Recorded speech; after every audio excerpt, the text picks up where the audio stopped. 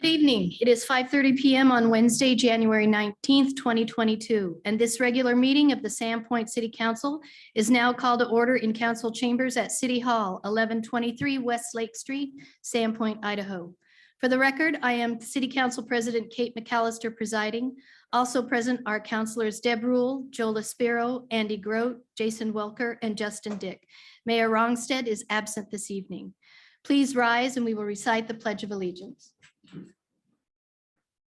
I pledge allegiance to the flag of the United States and to the republic for which it stands, one nation under God, indivisible, with liberty and justice for all.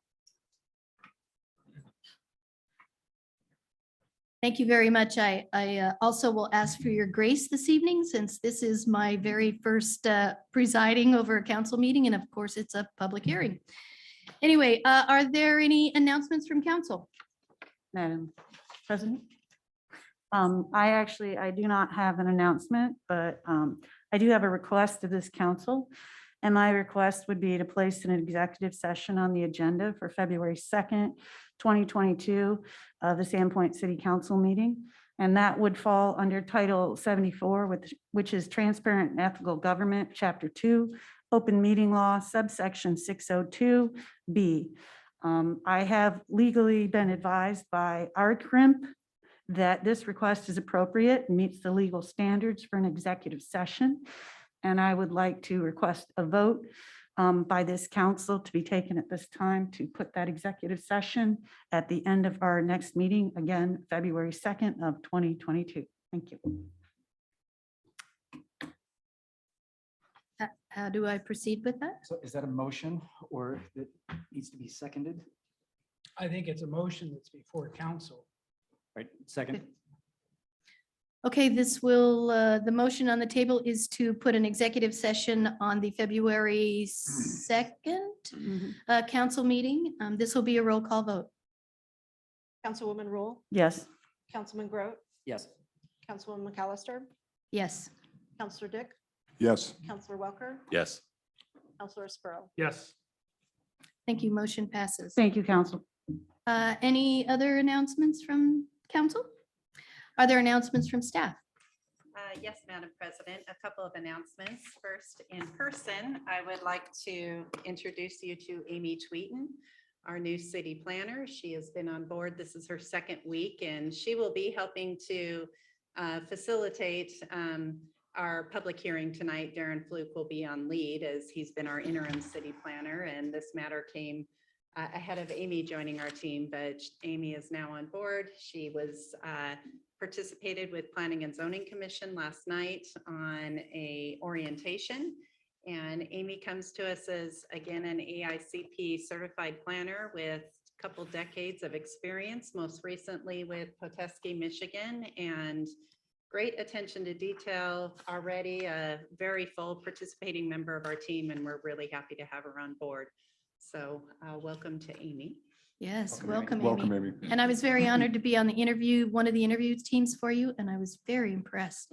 I really appreciate all the hard work you've done in your previous job, and it's great to have you on board. Welcome to Sandpoint. Be here. Thank you. I do have one additional item as well, Madam President. Tonight on your consent calendar, you've got a new contract with Lake Pondere School District for our school resource officers. And I asked Chief Kuhn if he could give you a brief background on our school resource officer program and a little history lesson. I understand we're going to get tonight too under announcements. Thank you. Thank you. Well, no, history makes me feel old. I say that for those that aren't aware. So back in early 2000s, in the early 2001, Sandpoint PD, along with the school district and our juvenile probation division, decided that we needed to step it up and get a school resource officer program going. So we entered in, short version is we got some grants going, named kind of one of the officers to be like a part-time school resource officer that was assigned to the high school. Since then, that's morphed into, it was a full-time position. I hear a few years ago, we came back in front of the council and said, hey, one's great, but we really need two. I know we have a couple council members that were in that discussion. Just because of the amount of the positive impact that we have with the school. So that morphed into two, and it's been a phenomenal program for those that you aren't aware of it. So I thought I would give you just a quick, if you're curious to who that first one was, it was me. So that's the old history lesson right there. So it was kind of neat to help start that program. It's been awesome to see it morph into where it's at today. We're 2 full-time guys that are in the schools having a huge impact with our students. It's a unique thing because the SROs really, their job is to be mentors with the kids. They're supposed to be educators with the kids. They're supposed to be a police officer at the same time. They're supposed to take on a support role with the additional staff and parents. And so we throw a lot at our SROs in that environment, and they do an outstanding job in that role. For those of you that aren't aware, so we cover the high school, the alternative school, the middle school, Washington Elementary, Farman, and Stidwell Elementary. And here recently, under the agreement with the city of Kootenai, we also cover that Kootenai Elementary School. So when you do the numbers, we have just under 3,000 kids that those 2 officers are responsible for, which is phenomenal. So I know we're doing another contract. The school's excited to continue that relationship. I personally am excited to continue that relationship. We had it on consent, but we wanted to kind of stand up and say thank you for the school district and that partnership, the juvenile probation who helped start the program years and years ago, and of course the city council for that continued support within that program. So thank you. So before you leave, so to add to that, like I'm a councilman now, but I've been a resident here the entire time that you started the resource officer.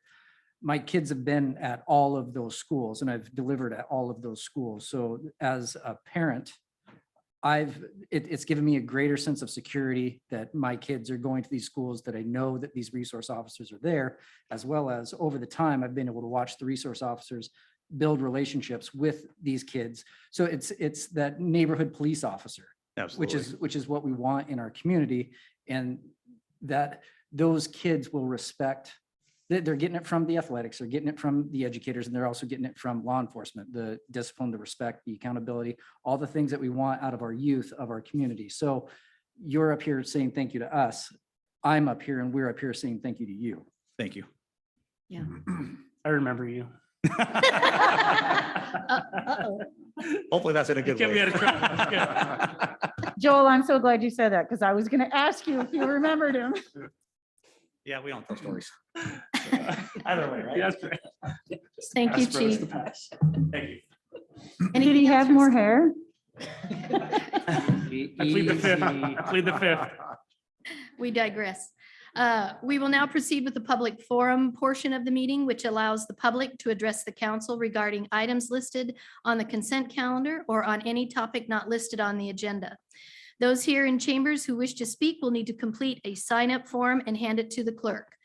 The forms are available on the table by the door. If you are on Zoom and wish to speak, please raise your hand. Comments shall not be personally derogatory, nor shall they be personally directed at any individual, organization, or business. Public comment opportunities during meetings are for comments only. Do not direct any questions to the council or staff, and do not approach the dais. Each speaker will be allowed 3 minutes, and we have a great new thing that Madam Clerk has put together, a big giant clock you'll see. When you get to 30 seconds, please be prepared to wrap up your comments. Madam Clerk, has anyone indicated they would like to speak during public forum? No, Madam President. Anyone on Zoom? Thank you very much. Madam President, Yes, we have a late hand raised. all right.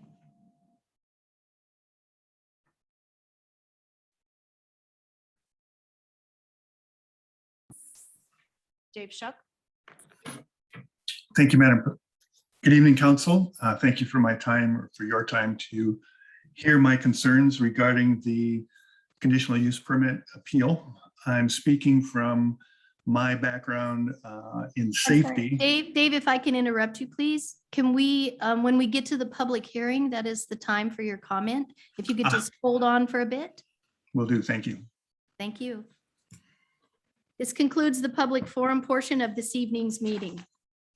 We will now proceed with the consent calendar. For the record, the total amount of bills is $981,598.30, reflecting $283,427.86 for regular payables and $698,170.44 for payroll. Are there any items council wishes to remove from the consent calendar? Okay, hearing none, I will entertain a motion to approve the consent calendar. So moved. Second. It has been moved and seconded. This will be a roll call vote. Counselor Groot, Yes. Counselor Dick, Yes. Counselor Welker, Yes. Counselor Sparrow, Yes. Counselor McAllister, Yes, Counselor Rule. Yes. thank you. Motion passes. Old business, with no old business on the agenda this evening, we will move on to new business. New business, sole source expenditure declaration for WTP upgrades. Under agenda item 8A, city staff seeks declaration of Paul Corporation as the sole source provider for purposes of upgrading the outdated and critical microfiltration solenoids at the Lake Water Treatment Plant. Utilities Director Greg Lanning will provide some information regarding this item, and the Contract Procurement Officer Cheryl Hughes is also available for any additional information and questions. Welcome. Well, thank you, Madam President and members of the council. I'm Greg Lanning, the Utilities Director. I'm now no longer the newest employee, about a week ahead of Amy. So I'm very proud to be here and happy to be serving you and the citizens of Sandpoint. This item number 8 is under new business. The subjects to declare a sole source expenditure for water treatment plant microfiltration upgrades. There's attachments to that as well. The sole source letter you'll find from Paul themselves discussing the sole source. Paul is a PALL, the Paul Corporations. They're the ones that built the water treatment plant, or at least this portion of it. There's also a draft agreement for you to take a look at. Even though tonight's not about approving the agreement itself, it's just simply declaring the sole source. We'll have another opportunity to speak to the contract as well on the February 16th council meeting. Then there's also a resolution to the same. If approved, then by state statute for sole source, we then advertise for 14 days in our local paper, official paper, and that gives anybody an opportunity to say, no, this isn't sole source, or question why it's sole source. The actual products, the solenoids, that's kind of the fun part, and that's the prop as well. The solenoids actuate the valves that operate the filters. And one of these filters, for those of you who haven't toured the plant, we'll set you up to tour the plant, and it's really cool. You'll see a bank of all these, but it all starts with one filter, and the water runs up through the bottom, and it runs through these fibers. This is actually the microfiltration fibers, and there's about 7,000 of those fibers in each one of these modules. And the water runs on the outside of these fibers, and then it makes its way to the inside of the fiber, and that's how it gets filtered down to a certain micron level to remove particulates and contaminants from the water.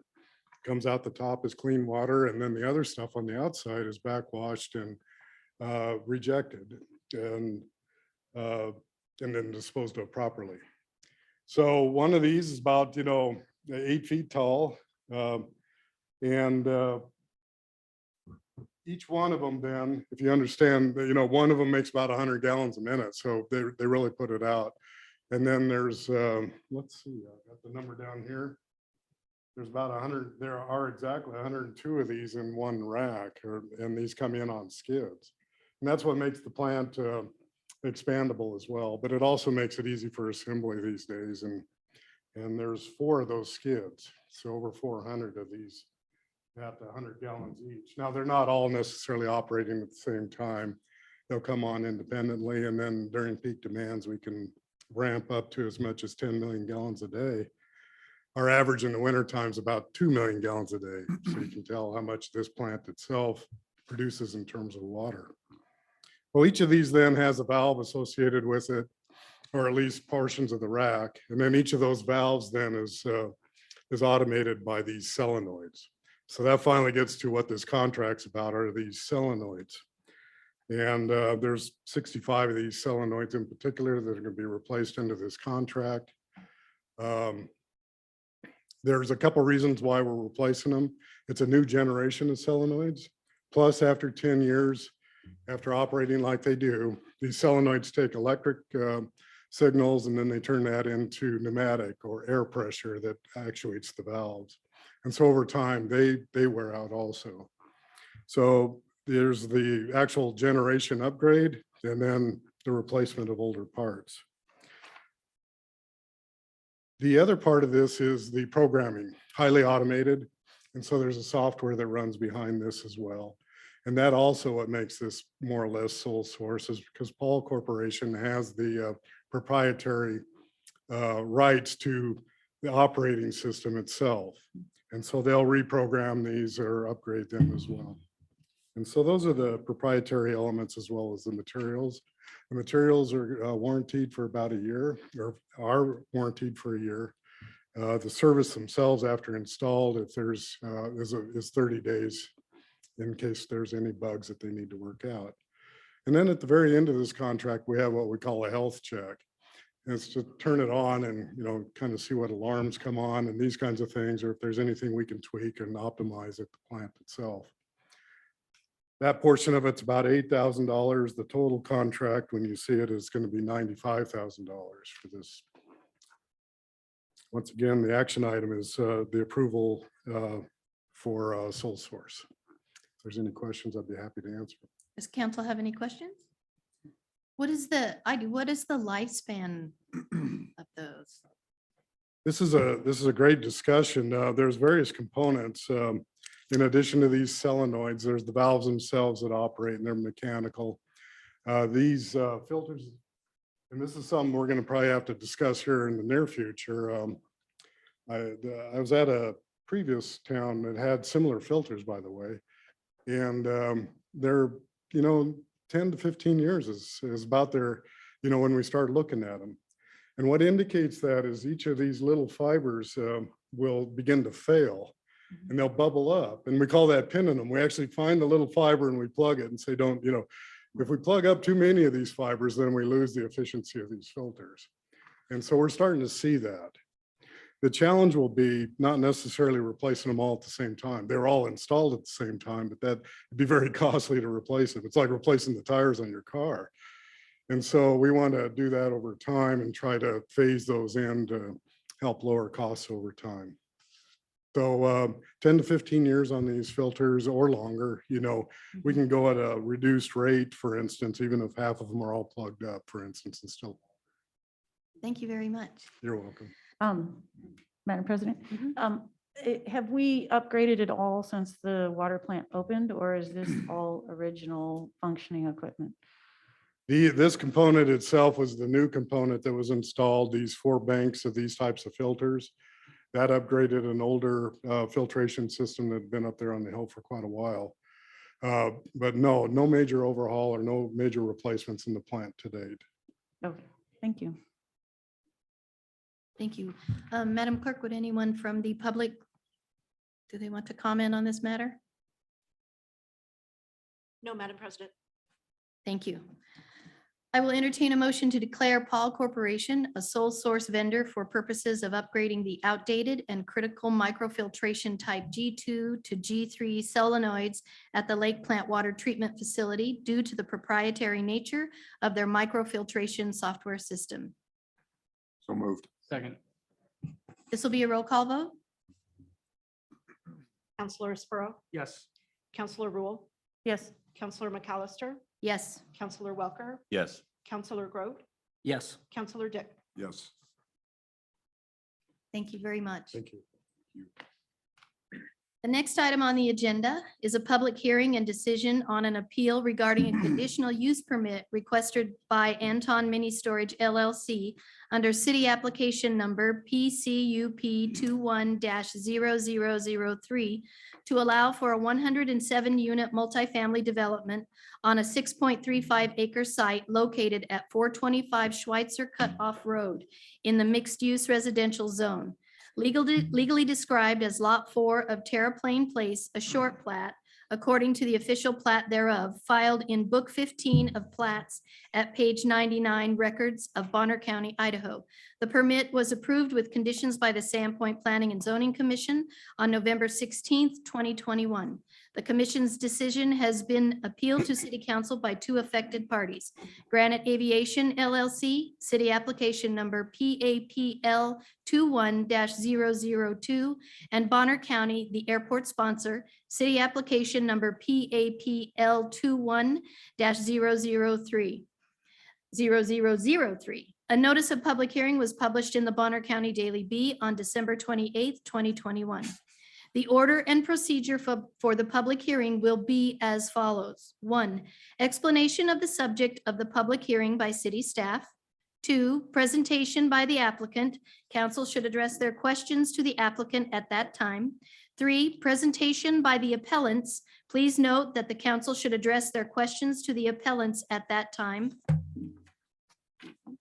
4, opening of the public hearing, at which time the public may provide testimony. If council has questions, they should be asked of those testifying at that time. The order for those providing testimony will be as follows. First, we will hear from those who are in support of the appeal and in favor of granting the appeal and overturning the Planning and Zoning Commission's approval of this permit. Second, we will hear from those who are neutral.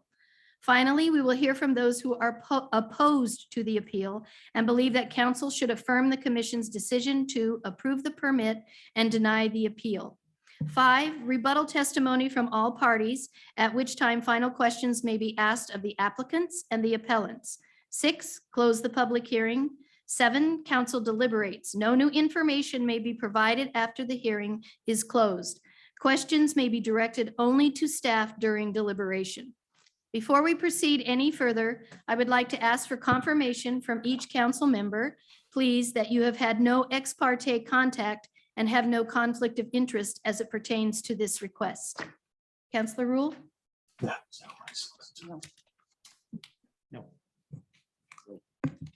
Madam President, having been the chair of Planning and Zoning Commission at the time that this CUP was heard and having previously rendered a decision, I have therefore had ex parte contact on this case. So I will be sitting this one out tonight, and I'll be taking a seat in the back of the room. Thank you, Councilman. Councilwoman Sparrow? No. We will now hear from city staff, who will introduce and provide initial information and an explanation regarding this matter. Thank you, Madam President, members of the council. Can you hear me fine? Yes. I'm Darren Fluke. I'm the interim city planner, and I'll be presenting this the staff report for you this evening and walking you through the particulars of the application and the appeal.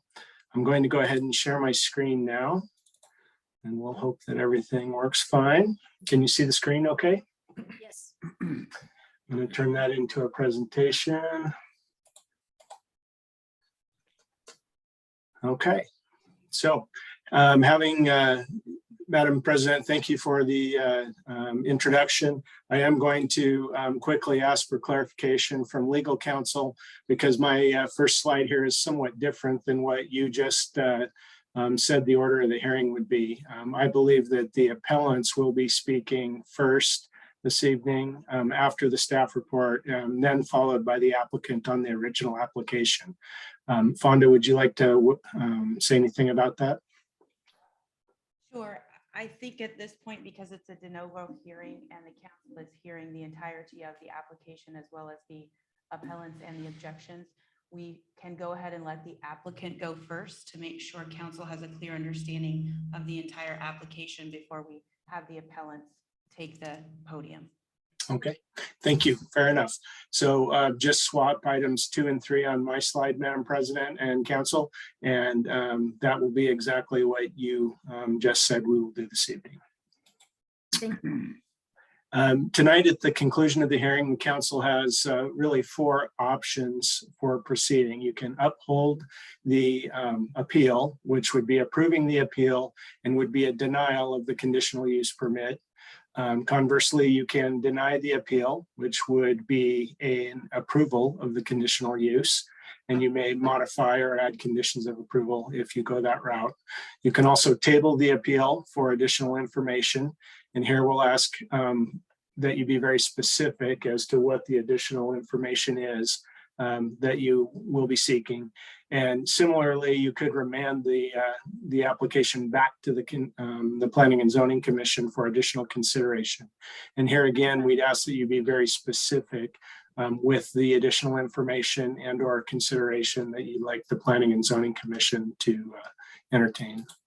My apologies for the interruption, Madam President. Darren, we're not seeing the slides as you're moving them through. Great. How about now? Yes, thank you. Okay, so that was the order of the public hearing. The actions that I just went through are here. And the property location is here at the southwest corner of Schweitzer Cutoff and North Boyer Road. The property is about 6.35 acres in size, and it is zoned mixed use residential, or MUR. By way of a bit of history on this property, it is a little bit complicated and it has been moving for some time. You can see back in December of 2009, the city adopted their current comprehensive plan. And the property in question was designated CA3 by the plan on the future land use map. As the council's aware, that's a fairly high intensity designation and does allow for a mix of residential and commercial type land uses. In August of 2019, the previous owners of the property applied for and received a rezone from its existing RS, or single family zoning designation, to mixed use MUR, the designation that we're operating under today. In December of 19, the future land use map was amended in the comprehensive plan to change the designation from the property to CA3 to CA 1.5, which is a much lower intensity designation. I'll talk more about that in a little bit here in the presentation. At that same time, in December of 19, Chapter 13 was added to the comprehensive plan, which is the public airport facilities chapter of the plan and establishes goals and policies relative to the airport. And again, we'll talk more about that in more detail here in a bit. And then finally, in this last November of 2021, the Planning and Zoning Commission did hear and approve the conditional use for 107 unit multifamily project, and did make affirmative findings of fact in that case. And then finally, we did receive this appeal that you'll be hearing this evening. Actually, I'll probably refer to this appeal many times this evening. We're actually hearing 2 appeals tonight. And when you do get to the point where you make a motion, we will ask that you make a motion on both file numbers, since we're hearing them concurrently. It's a little bit unusual. So you're going to hear from the applicant soon, but just by way of a high level summary, what you're seeing here is the site plan that was proposed by the applicants and approved by the Planning and Zoning Commission. Again, you're looking at about 6.5 acres here at the very southeast corner of Boyer and Schweitzer Cutoff. The project included 107 dwelling units with 251 parking spaces. It was found to comply with the design and dimensional standards of the MUR zone, including density and setbacks and building typology. And it was found that we have adequate public services to serve the project as proposed. And so this is what it looks like. It did also, of course, have attendant open areas, green space, functional open space, and then pathway connections to the public right of way. I made mention of the current land use, future land use map designation, which is the context area 1.5. Here you can see the intent of the 1.5, which is a low intensity development pattern occurring primarily in the area of city impact. On the map, you can see that the areas in purple are the CA 1.5 designation, and we are here on the northern fringes of the existing city limits. So we are definitely within the city. We're not in the impact area or outside the city limits, but it is designated for this low intensity use. It did encourage preservation of wildlife habitat and open space through the utilization of cluster development that prefers congregation of dwelling units at slightly higher density in exchange for protection of larger areas of open space.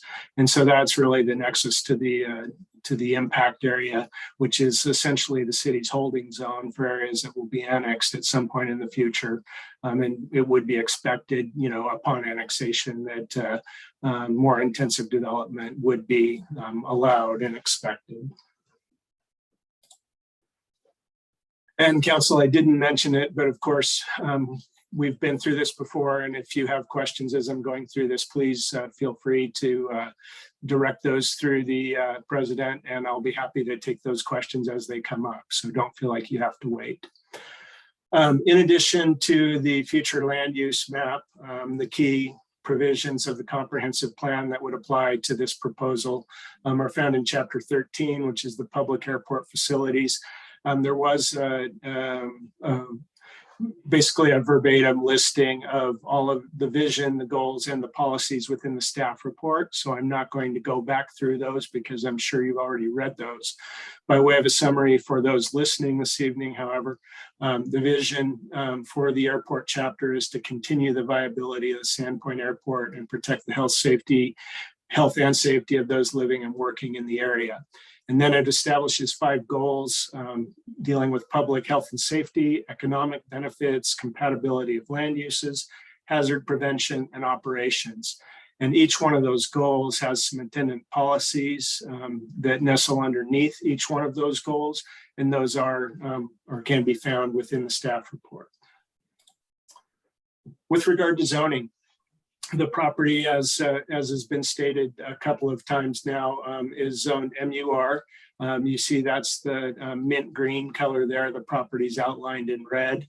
I will talk more about those lines relative to the airport here in just a second.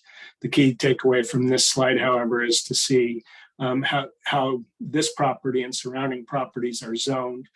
Green again being MUR, white being the single family residential, and then the blue being the residential multifamily. Further within the zoning ordinance, the section 9-12, which is Title 9, Chapter 12, it establishes the airport overlay. And this overlay is based on the airport land use guidelines that are published by the ITD Aeronautics Division. And they essentially adopt those standards verbatim from what you find in there. This section of code does establish a purpose as well, which is fairly lengthy. I chopped the pertinent part out here for you, which is to restrict the height of structures and objects of natural growth and otherwise regulate the use of property in and around the airport. And that's, again, to preserve the economic viability of the airport and also to enhance safety for both the users of the airport and those people utilizing the lands in and around the airport. Of importance this evening and things you'll hear more about are the intercritical zone. The airport zone establishes a number of overlays and surfaces, which I'm going to talk about in just a second. I'll have a visual for you that'll help make sense of some of that. But know for now that the property in question lies primarily within the intercritical zone. And this here is the establishes the definition of that intercritical overlay. 912.4 establishes height limits. And then 912.5 is a use restriction, again, pertaining to the overlay, the intercritical zone, that is. And it does prohibit the rezoning of property that lies within that intercritical zone. Of course, the property was rezoned prior to this provision being in place. So here is a detail of the airport surfaces for you. On the left, you see the conical is the outer zone, the horizontal is inside of that.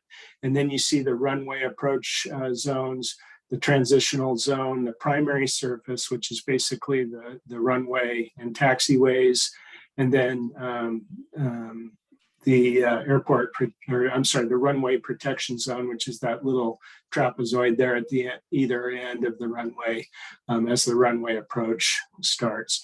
So those you can think of, and this becomes very complicated. And I want to, confess to the council that I'm not an expert in airport planning, and so I will try and answer questions if the council has those on this, but it may be that you're better advised to direct those questions toward the appellants who have familiarity and expertise in the operation of the airport. Suffice it to say that the surfaces that you see on the left-hand side of the drawing are three-dimensional surfaces. Those are imaginary, if you will. You'll just have to imagine that those extending up into the air. And really what those surfaces are meant to indicate is areas where we're trying to keep clear of very high structures. In the code, it goes into some specificity about how high a structure can be based on its proximity to the runway. And it was found, and I'm sure you saw in the conditional use report, that the applicants on the original application did apply for a permit through the FAA. And basically that permit is simply looking at the height of the proposed structures, and those structures as proposed were found to comply with the height restrictions. Now, what you're seeing on the right-hand map here, where the property is outlined, are basically the land use compatibility zones. And so the intercritical zone starts there at the end of the runway in the transitional zone, and it extends out 5,000 feet or almost 1 mile from the end of the runway. And then you've got the horizontal protection zone that's here. And these are land use designations rather than vertical surfaces. And so I'm sure what you saw in the ITD transmittal is that in these areas, they're really trying to limit the amount of non-compatible land uses with the approach and the leaving of aircraft from the airport. So with regard to the conditional use application, there are 9 findings that the Planning and Zoning Commission needs to make when they're considering approval of a conditional use application. These are those 9 findings verbatim. The code does say that a narrative statement demonstrating in what ways the request conforms or does not conform to the following standards. Typically, this would be written that the commission must make affirmative findings of fact on each one of these. It's a little bit different in the Sandpoint code, saying that the applicant must explicitly state in their narrative how they meet these. By way of practice, the Planning and Zoning Commission does make affirmative findings by holding the public hearing and examining the evidence and testimony on the public record as to each one of these items. I've taken the liberty of highlighting numbers 2, 3, 4, and 6, which are essentially the basis of the appeal filed by both appellants. I'm not going to go into more detail to analyze the case being made by the appellants. I will leave that to them, but suffice it to say that you will be focused this evening on these 4 findings, and you will hear more about that from the applicant or from the appellants very, very soon. Because of that, I'm going to go ahead and just read these quickly verbatim for you so that everybody has it in their mind what we're watching for this evening as you hear the application for the conditional use. And so the second one is that it will be the proposed land use, that is, will be harmonious with and in accordance with the general objectives or with any specific objective of the comprehensive plan and or applicable sections of the Sandpoint code. Number 3 says it will be designed, constructed, operated, and maintained to be harmonious and appropriate with the existing or intended character of the general vicinity, and that such use will not change the essential character of the same area. 4 says the proposed land use will not be hazardous or disturbing to existing neighboring uses. And number 6 says it will not create excessive or additional requirements at public cost for public services and utilities, and will not be detrimental to the economic welfare of the community.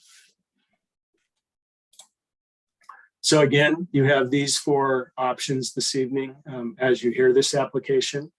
And at this point, I'm going to stop sharing my screen, and I will be happy to take any questions that the council might have. And should you have none, we'll go ahead and hear from the applicants. Any questions, councilors? More of a statement. Thank you, Darren. That was very clear in my ears, so I appreciate that. Wonderful. All right, we will now, next will be a presentation from the applicant. If council has any questions for the applicant, you should ask those questions during the time of their presentation.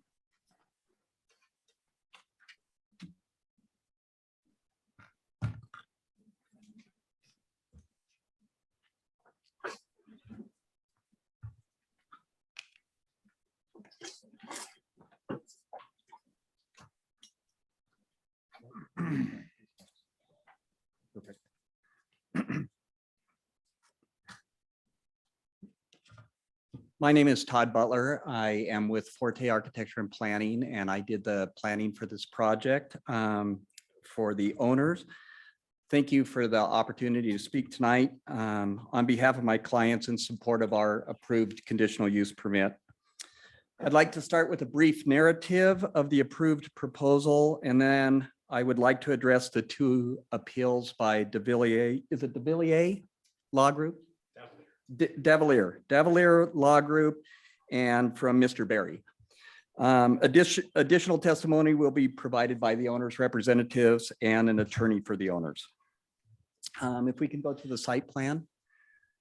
And feel free to jump in. There's a lot of there are a lot of points to discuss tonight, so please jump in if you have any questions. We can go to the site plan. So the Schweitzer Cutoff Townhouse development is a multifamily development. As Darren said, it's on roughly 6.35 acres. Under the MUR zoning, multifamily residential is an allowed use that must meet the standards of RM zoning. The RM zoning requires a conditional use permit when more than 8 units are proposed on a site. We went through the process as outlined by the code and the planning department. And on November 16th, 2021, our conditional use permit proposal was approved by the Planning Commission in public hearing. Our approved proposal was for 107 units. The interesting, made up of 6, 7, and 8 units per building. These are in a townhouse style, so they're individual units. They have attached garages. They have individual driveways to each garage. Based on the development standards, this amount of property, just by going through the math, allows for up to 265 units. We chose a different path of trying to keep it a little bit lower density and create a little nicer development. Because of that, it gave us the opportunity to provide over 5 times the open space requirements that are associated with the planning requirements for the RM zoning. We meet all the setbacks, lot coverage, building height requirements as outlined. Just touching on those 9 items, I'll be brief on that, but the planned development will be designed, constructed, operated, maintained to be harmonious with the character and appropriate to the general vicinity. I'll go through some of the appeals questions on that. This is in kind of a transitional neighborhood. There is a church directly to the north of it, the sheriff department to the west of it. There's 3 single-family homes south of it, and then 1 additional house to the east of it. Rather than go through every single item on there and tell you how we'll meet it, I'll just address the appellant's questions. Do you have any questions for me in regards to this development? Okay, great. Devalier?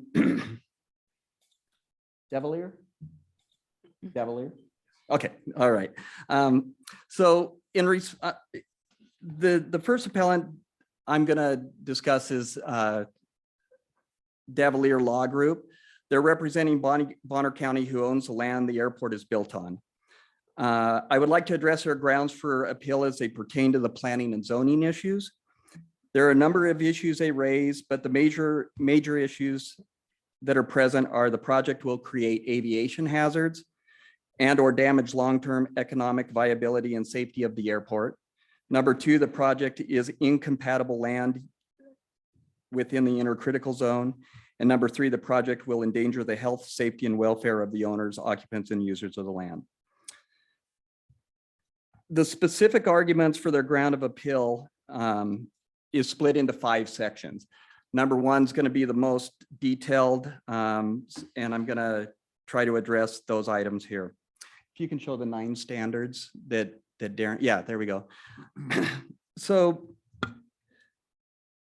in section 1, they say there's a failure to adequately address the 9 standards, which are up on the board. The first item they refer to is number 6, will not create an excessive additional requirements at public cost for public service and utilities. They state, yet the applicant provides no plans, reasoning, or argument to demonstrate how the 8-inch water main and 10-inch sewer main nearby the site, as well as the available gas, electricity, will not in fact create additional requirements at public cost for the public services or utilities. As an architect, in the development of plans for approved permits, I typically work with professional engineers and coordinate with the city to meet the requirements for proper sizing of utilities. Typically, the cost of the utility infrastructure is by the developer of any project. So there really should not be any additional requirement by the city there. The next item they addressed was that the proposed development ignores the city's comprehensive plan, specifically subsection H2, which states will be harmonious with and in accordance with the general objectives or with any specific objective of the comprehensive plan.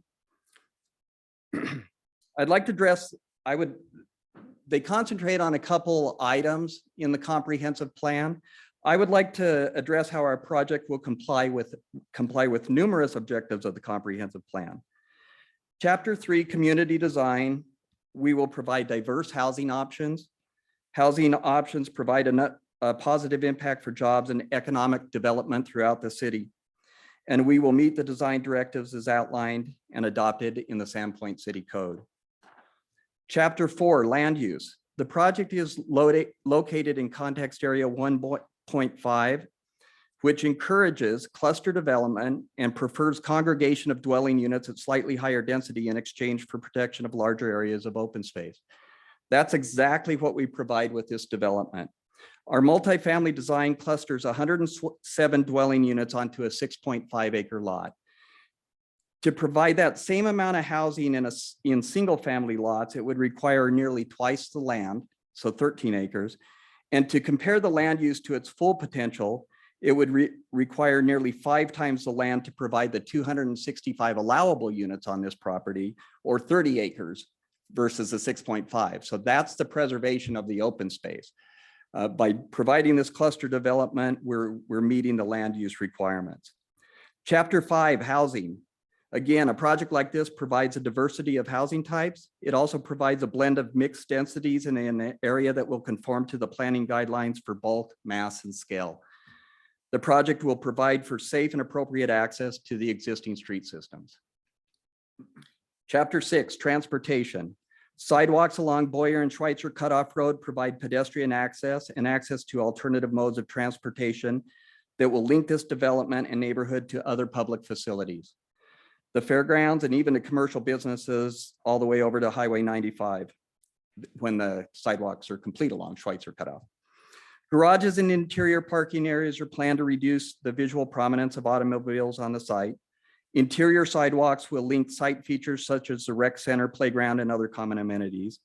And our development in no way will be detrimental to continued aircraft operation at the airport and may well be beneficial to the airport's nearly 500, or by another report I just saw today, 800 and some employees, offering them housing choices and the ability to walk or bike to work. Chapter 7 Recreation. The sidewalks will allow pedestrian access to the existing park north of the driver's licensing, as well as Sand Creek Natural Area to the east. It will also provide direct access to Bonner County Fairground and rodeo grounds. Chapter 8, Public Service Facilities and Utilities. We will be coordinating all our utilities to be in the compliance with City of Sandpoint. We will accommodate all stormwater requirements on site. We will provide for efficient police and fire access to all the buildings, as well as solid waste collection on site. And Chapter 9, Economic Development. We will be supporting workforce needs by providing a diversity in housing type as appropriate in the land use district. Those are just a number of the ways that we are complying with the comprehensive plan. The next item they discussed was the proposed development violates Section 3 as it eliminates open space in the intercritical zone. They go on to purport, it is evident that such a profound violation of the intent and purpose of the comprehensive plan regarding the land around the airport, particularly in the intercritical zone, dramatically changes the character of the area. Derek, could you show the zoning overlay that our office did?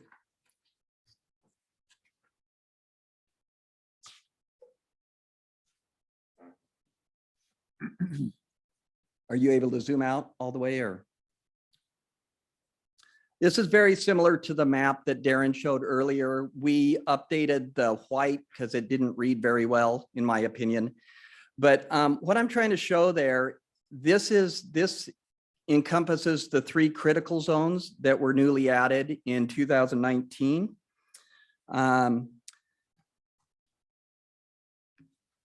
You know, that was one of the points we were trying to make. This we would like to outline the comprehensive plan updates that include the airport consideration, the creation of the overlay zones, including the intercritical zone, as well as Chapter 12 of the zoning code, were all created or updated in 2019.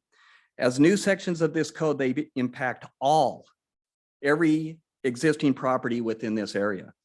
Our office did an analysis of the structures within the intercritical zone. And by our count, there are approximately 271 single-family dwellings.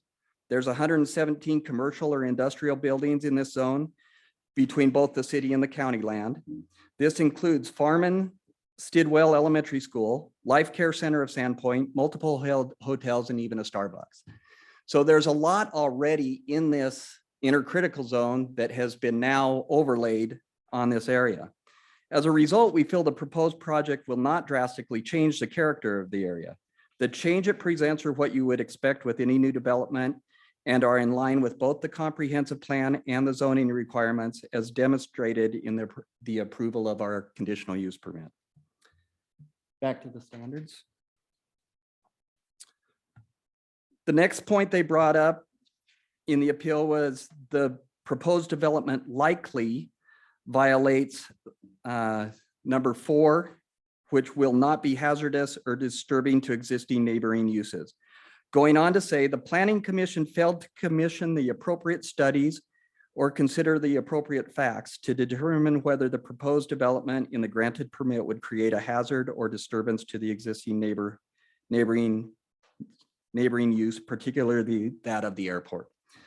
I cannot speak for the Planning Commission other than to reply that as an applicant, we went through the process that was outlined to us by the city code and the planning department.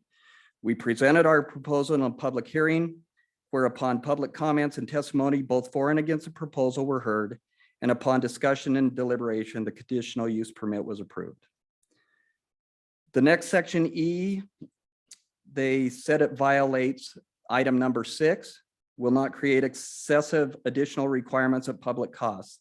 They state allowing the construction of 107 townhouses immediately adjacent to the airport directly opposes the FAA's general rule that could result in the loss of grant funding and funding that directly supports the economic viability of the airport. They provide two examples of this possible impact. Number one, Grant Assurance 21, which requires that the airport sponsor take appropriate action to the extent reasonable, including the adoption of zoning laws to restrict the use of land to or in the immediate vicinity of the airport to activities and purposes compatible with normal airport operations, including landing and takeoff aircraft. From where I'm sitting, it seems like they have taken appropriate action to influence zoning regulations, as apparent by the 2019 updated comprehensive plan, the city code adoption of chapter 12, along with the creation of the overlay zones in the vicinity of the airport. The second example they reference is the FAA. The general rule on residential use of land on or near airport property is that it is incompatible with airport operations because of the impact aircraft noise, and in some cases for reasons of safety, depending on the location of the property. Can you show the noise map?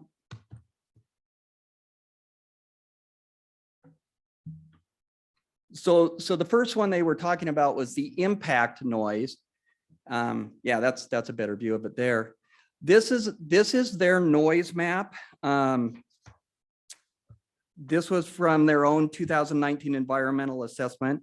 It shows a noise contour map, and I don't really have a pointer, but actually our property, yeah, Derek's showing with his mouse, our property is outside of that noise impact.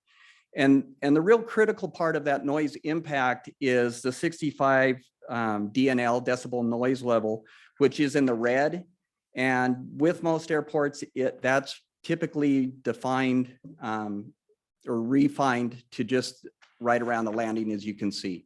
So we are not even within their projected impact zone of a noise challenge. And then the FAA letter. So in reference to safety, my clients contacted the FAA during their due diligence period, and they were assured that this project would pose no safety issues to the airport. So we're going to show the letter from the FAA, and you can see just right at the top, determination of no hazard to air navigation.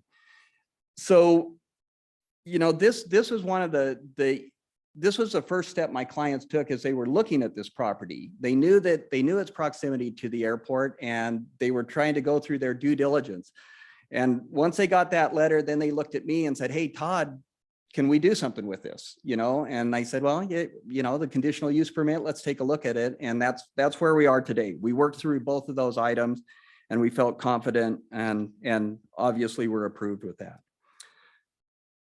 That covers the first of 5 sections that Devalier Law Group was going. I hope the next few go a little quicker for you guys. Number 2 was failure to comply with the comprehensive plan under Idaho law. The owners have an attorney present here tonight, so I will not address any legal issues. They did go on to reference the staff report from the conditional use permit and outlines its conflict with the comprehensive plan. So in the conditional use permit, the planning department said the proposed residential use is not consistent with the comp plan vision for land use surrounding the airport. However, it should be noted the rezone of this property to mixed use residential was approved by the city prior to implementation of the airport chapter of comprehensive plan. Again, I cannot speak on behalf of the planning department, but I would suggest the majority of the existing properties within the new airport overlay zones are not consistent with the vision of the land use as outlined in the new chapter. Based on the land use requirements, based on the matrix that I have seen, the 2 outright approved land uses within these critical zones is cropland and vacant land. That's the only 2 outright approved. So all of those other buildings, the school, the retirement center, all of those are very far from approved uses.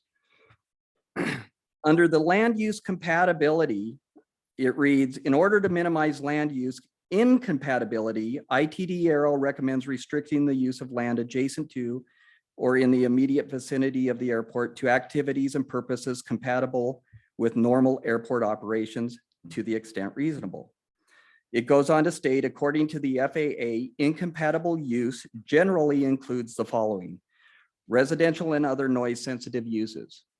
We've already shown that we're outside of the noise sensitive area. Congregations of people in the approach and departure areas to protect people and property on the ground adjacent to the airport.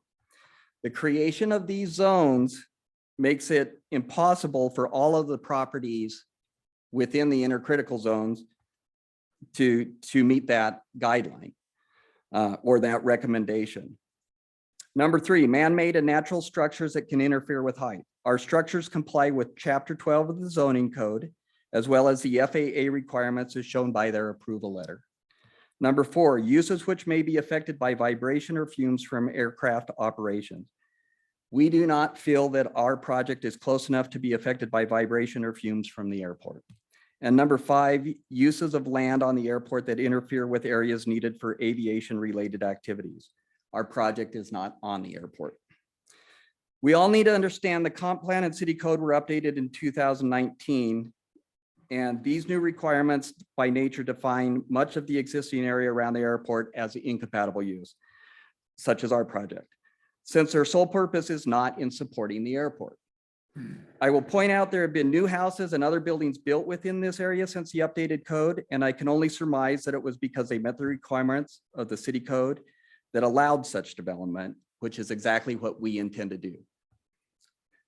Goal number 3 of the compatibility of land uses in Chapter 13 says, plan for compatible land uses around the airport while keeping in mind property owners' rights and concerns. So A, promote appropriate land use adjacent to the airport, which would be both compatible and beneficial to the airport and community. I think they are promoting that by trying to deny everything that is allowed right now. B, require aviation easements or fair disclosure statements for new substantial redevelopment of lots, building structures, activities near the airport. That is in place with ours. Adopt and maintain a combination of criteria, standard zoning techniques that will protect the airport.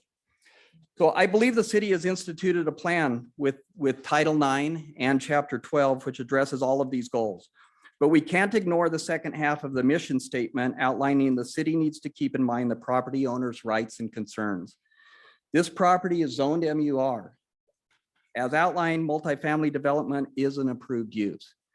As such, the owners of this property should have the right to develop the property, understanding they are bound by the conditions set forth in the approved CUP. That includes complying with all federal, state, and local laws and permitting requirements, and providing a signed and notarized fair disclosure statement for all of their renters, which were conditions of the conditional use permit. Number 3, failure to make findings of fact pursuant to Idaho law. Again, the owners have an attorney present. I will not address any legal issues. All I can attest to is that we followed the conditional use process to the best of our ability, and we were approved under the guidelines. Number 4, failure to order necessary analysis or studies. The owners procured the FAA approval during their due diligence prior to applying for the CUP. During the conditional use permit process, we provided a trip generation and distribution letter as requested. In addition, to develop our preliminary plans, we worked with the planning department, building and fire safety, engineering, all to address all the requirements of the conditional use permit. Number 5, failure to address Sandpoint City Code 912(5)(a) and C.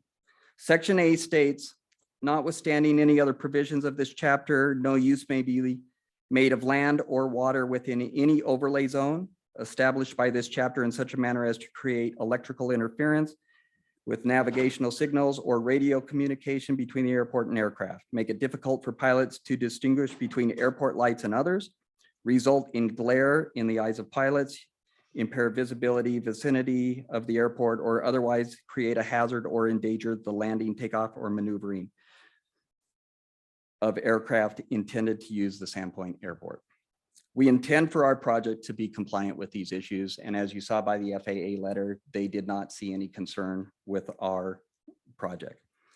And then paragraph C, no use or structure shall be established that would allow the creation of a hazard to air navigation as defined or permit a non-conforming use. The definition of hazard to air navigation is an obstruction determined to have substantial adverse effect on the safe and efficient utilization of navigable airspace, FAA letter. So again, as you can see, the letter from the FAA, they determined we were in compliance, and my clients would not have purchased this property without the assurance from the FAA. Section 912.4 of the city code states accepted height limitations. Nothing in this chapter shall be construed as prohibiting the construction or maintenance of any structure or growth of any tree to a height up to 45 feet above the surface of the land, and if all applicable zone height restrictions can otherwise be met. As currently planned, the max building height we have is 36 feet, 9 feet below that 45-foot limit. We would also like to point out the owners have already cleared the property of many trees that were well over the 45-foot. So effectively making that area safer in the long run for the airport. I'm happy to answer any questions you may have in regards to this initial appellant. Council, do you have questions? I have a question, Council President. So it seems like, and I appreciate the FAA letter that you presented, and that addresses the height, but I also see concern with density. Did your proposed plan, did you guys talk about the density of the property or just the height? With the FAA? Correct. I will leave that for the next speaker because I was not a part of that Okay, conversation with the FAA. Any other questions? So the FAA, the letter that I saw, it specifically said height. So I look forward to hearing more of what the FAA may or may not have said. And then what I haven't heard yet is, I would imagine that you have this also, the letter from the Idaho Transportation Department. The one that came, yeah, I just saw that today for the first time. Okay. So we can, do you have a question in regard, or should we wait for me to get through the next one? Yep. The next one will be a little quicker. Most of the same items. So, and then we can talk about that. So, okay. So the second appeal was by Andrew Berry of Granite Aviation. Mr. Berry outlines his reasons for appealing the approved conditional use permit in 8 paragraphs that I will address individually. Paragraph 1, Mr. Berry requests that the city of Sandpoint repeal the approval and request a formal report from the FAA regarding approval of the project and its land use. So again, with the FAA letter, as outlined earlier, my clients felt they performed the due diligence, and the FAA letter. Can you go to the second page of that, Derek? I thought that might have the highlighted, but go back there real quick, please, and just stay there for a second.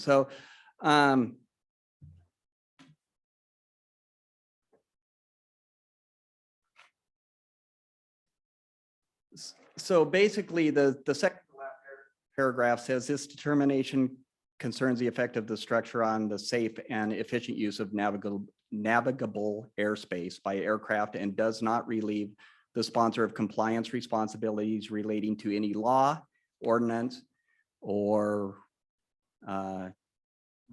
regulation by any federal, state, or local government. So basically that kind of goes to your point of densities and those kind of things. So the way we looked at that is their concern was safety. And in respect to safety, height was the major issue. They did list other things like glare and those kind of things. But as I read through a lot of that information, you know, they were talking about things like solar arrays and those kind of things that could really blind a pilot, and those kind of things. So by looking at this, it looked like they put that other responsibility on the local jurisdictions and meeting their requirements, which is what we went through based on the city code and the planning requirements.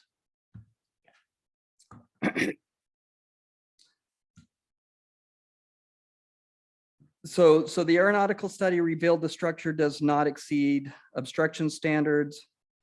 The determination concerns the effect of the structure on safe and efficient use of navigable airspace.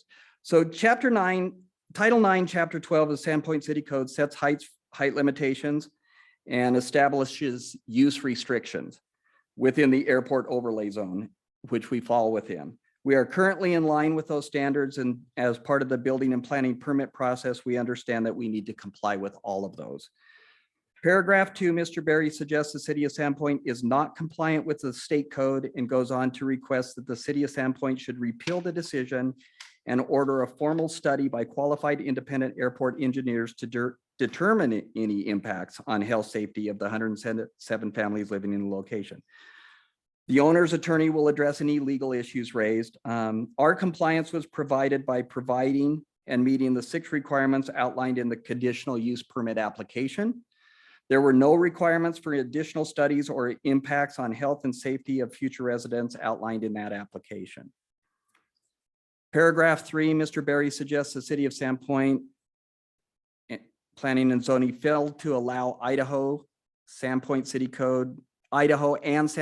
Code to notify all applicable jurisdictions and agencies. The city of Sandpoint should repeal the approval of the conditional use permit and notify the appropriate jurisdictions. We went through the process that was outlined in the application. We contacted everybody within 300 feet of the subject property, self-adhesive mailing.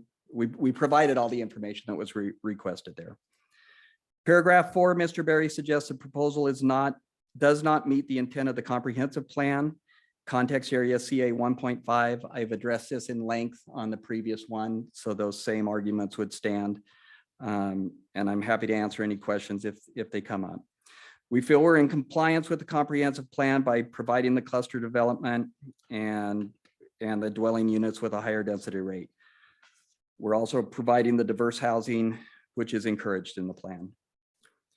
Paragraph 5, Mr. Berry suggests that the public hearing for the conditional use permit was not legal because of the technical problems that did not allow for a Zoom connection, and the city should repeal the conditional use permit to allow for a legal public hearing. The owners will address the owner's attorney will address any legal issues there. Paragraph 6, Mr. Berry suggests the city of Sandpoint should repeal the approval of the conditional use permit due to the Planning and Zoning Commission's attempt to increase affordable housing at the expense of the citizens of Sandpoint. The conditional use permit was approved because it met the zoning requirements of the conditional use permit. It was presented in a public meeting and was then approved by the Planning Commission. It went through all the steps that were required to be legally approved. Paragraph 7, Mr. Berry suggests the Planning and Zoning Commission completely failed to follow the comprehensive plan as it pertains to Chapter 13 on the public airport facilities. The city of Sandpoint should repeal the decision of the Planning and Zoning Commission and request studies as advised by Idaho Code to show that the development meets these goals and is not a hazard to the citizens. I've addressed this argument, similar arguments in the Devilier Law Group, and I'm happy to clarify any questions as they come up in regards to that. Paragraph 8, while making any decision on conditional use permit, the Planning and Zoning Commission is required to make sure any development complies with the following standards. Mr. Berry goes on to outline the 9 standards of the city code. And then particularly number 3 will be designed, constructed, operated, and maintained to be harmonious and appropriate with the general character of the vicinity. Again, I've addressed this and I'm happy to answer any more questions in regards to that. So in conclusion, I understand the airport may have an obligation to appeal any project near the airport due to its location within the city. Yet both appeals only present hypotheticals of how this could affect the health, safety, and welfare of the owners, occupants, and users of the lands, or the operations of the airport and the future grant monies. I believe I have demonstrated how we are in compliance with both the comprehensive plan and the city code required that support our approved conditional use permit. I'll take any questions, and if there are no questions, I'll turn it over to Derek Driggs. So. Any questions, council? I have a question. Will these units be for purchase or for lease? We throw the word affordable around like it really means the same thing to everybody, and it does not. And so that's kind of my question. So just to be careful on terminology, Mhm. people get hung up on it. These are townhouse style, but Mhm. they are multifamily. So they are rented units. They will never, they won't meet the requirements of being able to be subdivided into individual townhomes for sale. So they are rental units. Okay. And will the general population be able to afford those rental units? I can't answer that. The owner's representative may be able to do that, but that's a long way off. Okay, thank you. Anything else? Yes, it sounds like there's going to be a phase build. Is that right? Can you kind of walk us through what that would look like and how much would be built during which phases and what the time frame is on So this? I really think it's, from my conversations with the owners, is it's market demand. So if they start building 1, 2, 3, 4 buildings and they're completely rented up, they'll just keep building them. We have 15 buildings planned on the site. I think only 14 that are apartments, and then the rec center would be just a support building. But anyway, yeah, I think it's just designated on market demand. And that's the same thing, my understanding for the rental, you know. Thank you. Anything else? Okay, I would like to turn it over to Derek Driggs as the owner's representative. Thank you. Mhm.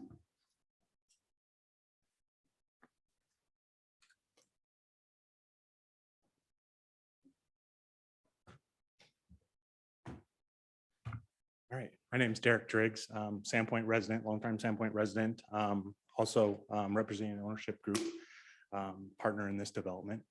I'd first like to just thank you guys for your time and commitment to the city. I know a lot of times you guys are putting tough decisions and have to make, hard decisions, and we don't take that lightly, and appreciate your support in the community. Again, I'm representing the ownership group. My partners and I feel that there's a need in Sandpoint for additional housing. Today, when you look online, look at Sandpoint Property Management, there's 2 houses available to rent within the city of Sandpoint. Well, 2 places available to rent within the city of Sandpoint, both 1 bedroom, 1 bath. You look on Zillow, there's 2 available to rent in Sandpoint, a 1 bedroom, 1 bath, and a 3 bedroom, 2 bath that they want $3,200 a month for. In my experience, they probably all have 25 pending application against them right now and are really close to being rented.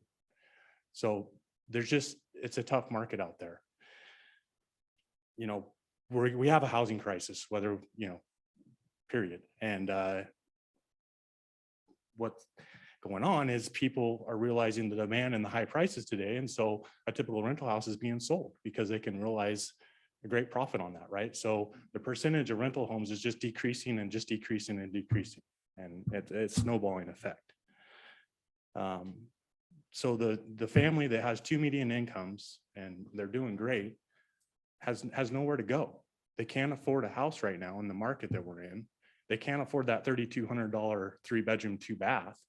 And they're certainly not going to move their family into a 1 bedroom, 1 bath apartment. There's nowhere for them to go. They're getting forced out of the communities. Our large employers are seeing the same thing. They're struggling too. We have letters from Lighthouse, emails from Conditional and Bonner General, all experiencing trouble with retention of employees and recruiting employees because of the housing crisis. Lighthouse CEO Kelly Pryor wrote a letter in direct support of this project because of the need for employee housing.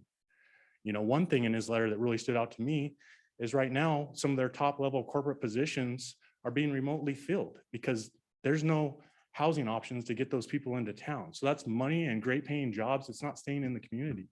None of our local businesses, nobody's benefiting from that.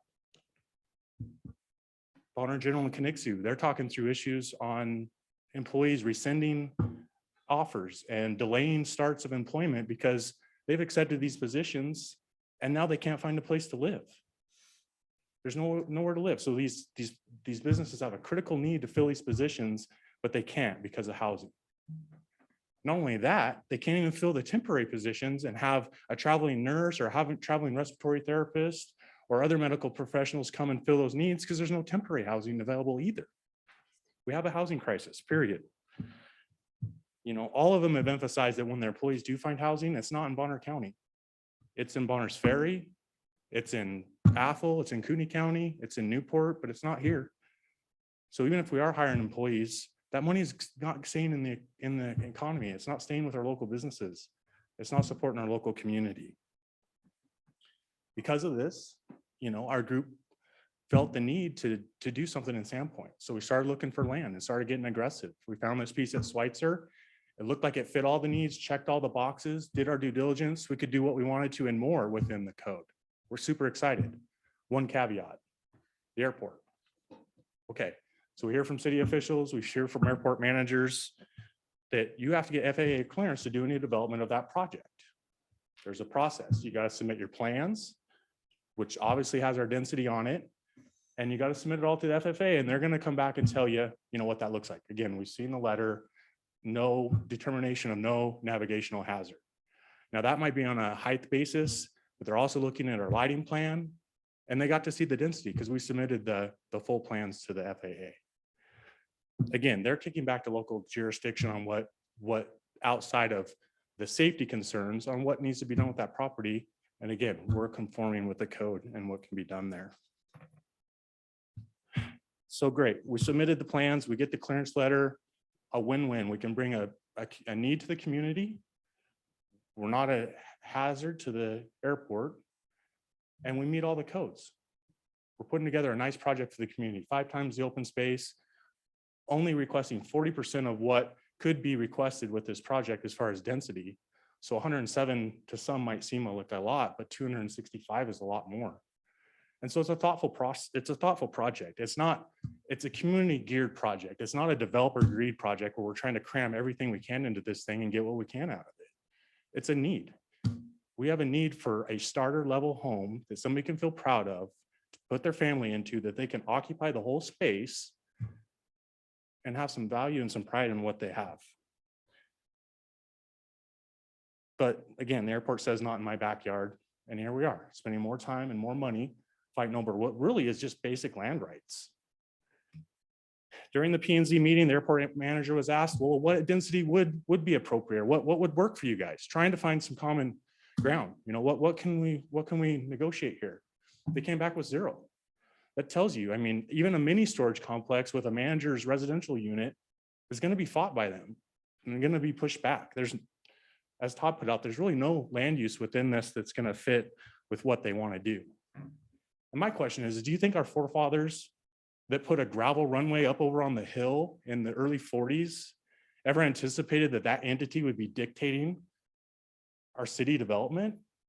And not only that, but fighting and appealing the most basic of human needs, which is shelter and a home? No, they'd be outraged. That's supposed to be a recreational airport to benefit the community, not take away a huge need that we need.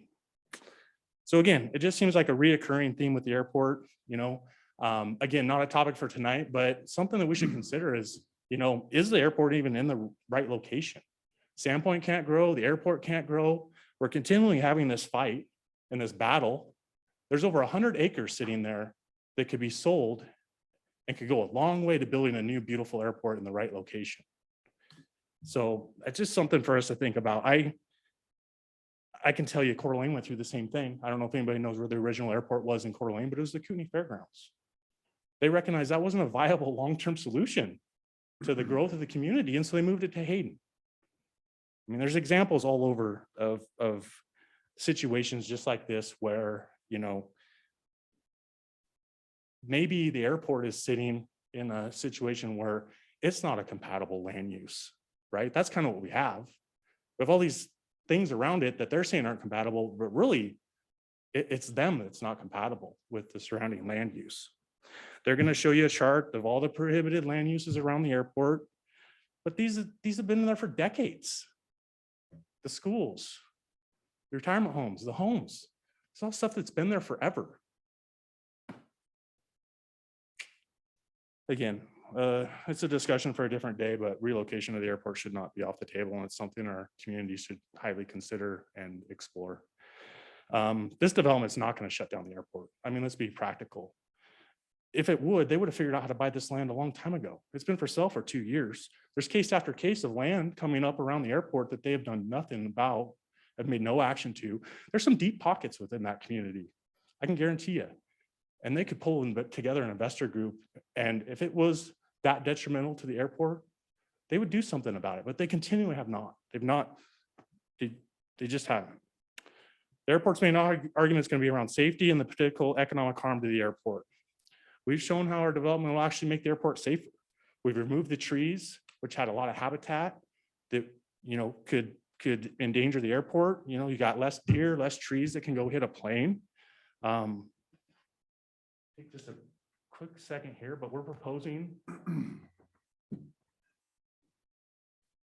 we'd like to up to an 8-foot high sound wall and concrete barrier wall around the south and east perimeters of the property, which is proven to reduce noise density and will add protection to not only our residents, but the airport as well. We're going above and beyond to make this development as safe as we can for our residents, but for our neighbors as well. They're going to try to scare you and say these airplanes are flying right over our development and they're going to crash. Well, even the least novice to the most experienced aviator is going to tell you, you never bank at a 90-degree angle directly off of the runway. It's just not a tactic that you're going to use. So the current flight pattern does not have them banking a Top Gun move directly over our development. And I mean, in fact, the whole Sandpoint's within their flight pattern. So from that standpoint, I guess the whole community is at that same risk. I mean, we plan on being a good neighbor. We want to do things that protect us and protect them, whether that's lighting, that's downward and, does not create glare or the wall.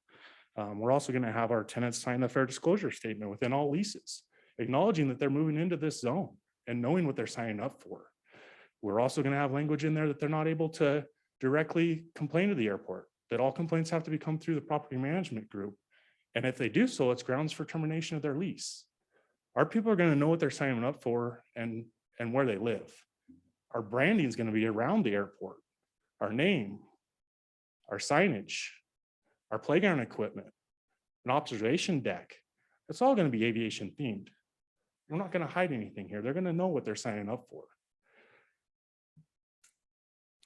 Again, as far as political or potential economic harm, all the airport can say is it could impact FAA funding. They can't give you a formula. They can't give you a calculation. All they can say is it might impact our funding. They claim they're 400, but now as Todd alluded, it jumped to 800 employees. Are all 800 employees and the economic benefit the airport brings is all in jeopardy, basically an all or nothing. But they can't give any specifics on it. What about the major employers and over the 1,000 employees they represent that we've already heard from that are having economic hardships? What about the families that continue to move out or live outside of the area? That's less, because of no housing. What does that do to our local business and our local economy? The airport wants to play this card on the potential economic hardships, but we have businesses and citizens that are already being impacted and will benefit from this development. I don't know how we can tell them that a future hypothetical risk with the airport outweighs a need and a crisis that we already have today. That's really all I have to say. I would follow up on your question on affordability. I can tell you we won't be $3,200. Tell you it won't be $2,200. So we're going to be a heck of a lot more reasonable than what's out there today. Thank you. I Any did have- questions? I did have a question pertaining to vacation rental type of things. Do you, it doesn't teeter on this, I mean, it's really not a part of this decision, but it's a curiosity outside of, are you planning on writing anything into the lease agreements per vacation rentals, or have you not thought that through? At this point, we're looking to fill the property with, normal tenants at all possible. If that need softens or isn't there, I think we would look for all viable options to try to keep occupancy and revenue going for the ownership group. But again, our goal here is just to provide rental housing for the general community. Okay, thank you. Any other Thank you. questions? I'm going Okay, to turn it over to our thank you. legal counsel, Mr. Mike Chapter. Thank you. Mike Chapman, I'm the attorney for the appellant, and my client just told me he's not paying me past 7 o'clock, so I'm going to be real quick. I want to really stress here that we're not asking for a zone change. And I know that Fonda and everybody, all the attorneys, that one of the first days of real property, first in time, first in right. So this was a zoned mixed-use residential, and then the overlay was on top of that. Okay, that's not controlling. I'm readily admitting that to that, but that is an important element to this. If it was zoned agricultural, rural, we're dead in the water. But it's already been mixed-use residential before they put the overlay on top of that. And I just wanted to point that out.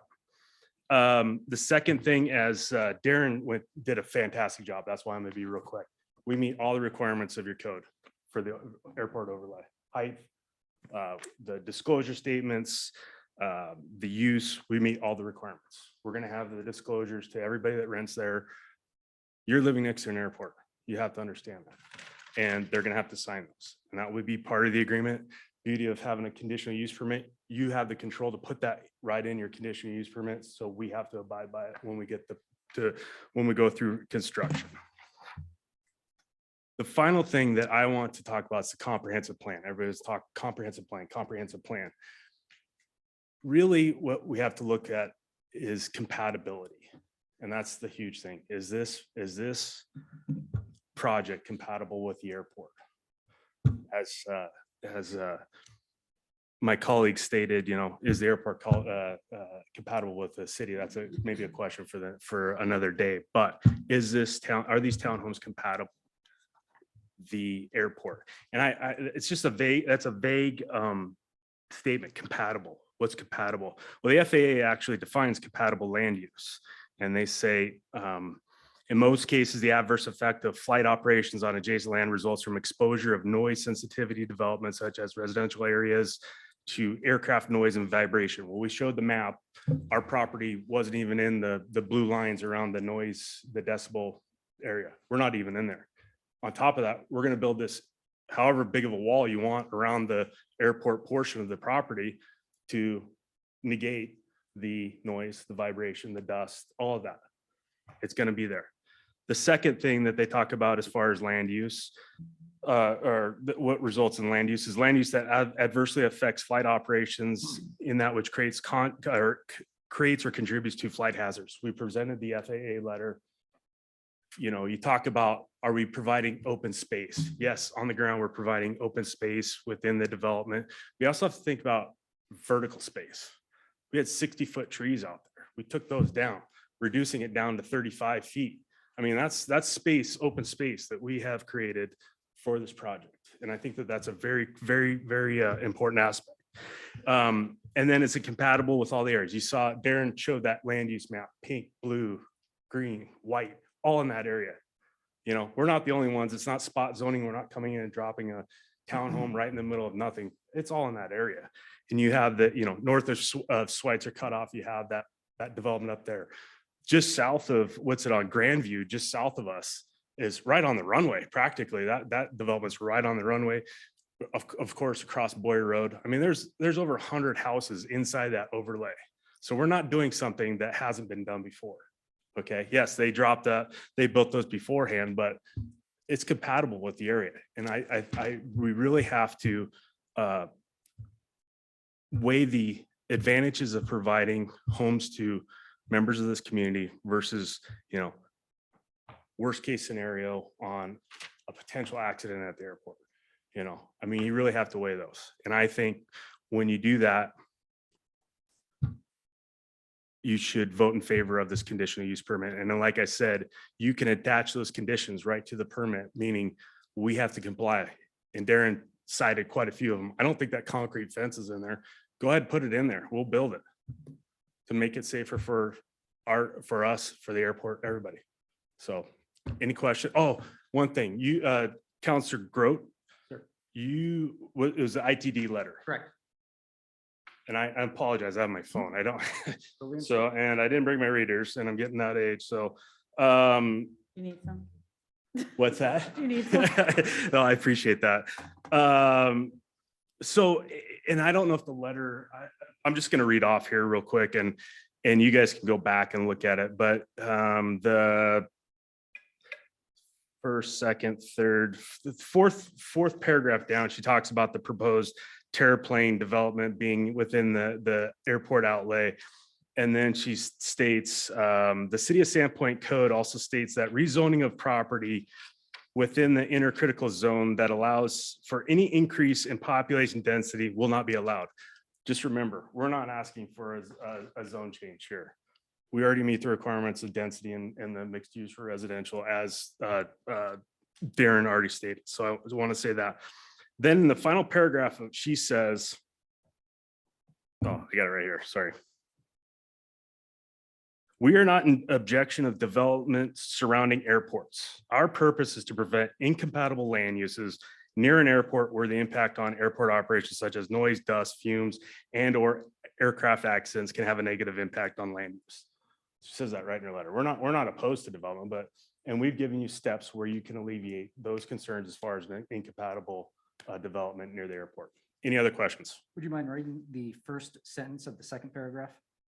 First sentence of the second paragraph. As depicted in table 1 of airport land use compatibility chart. Nope, the proposed development. After she gives a couple lists of jobs, total earnings. The proposed development will lie directly within the that one? Please. In the inner critical zone of the airport, which is incompatible land use per the Idaho land use guidelines. So, and I'll direct you to their Idaho.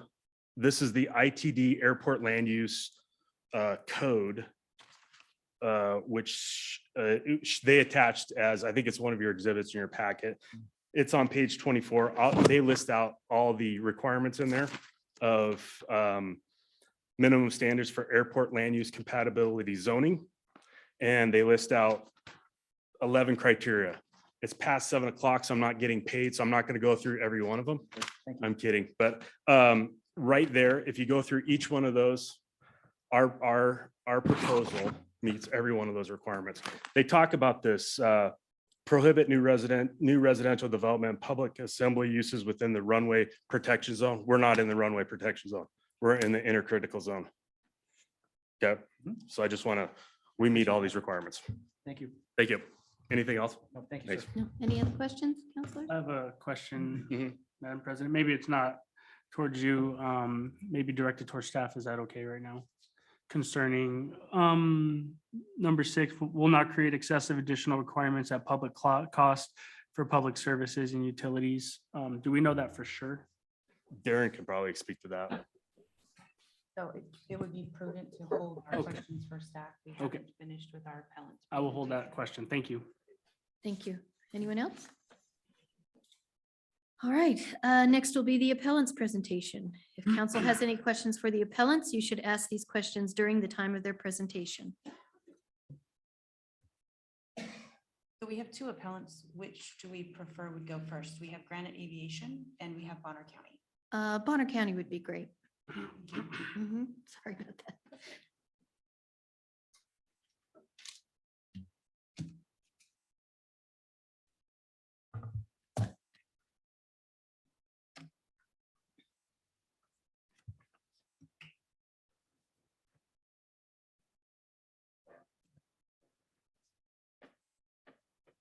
Begin sharing my screen here.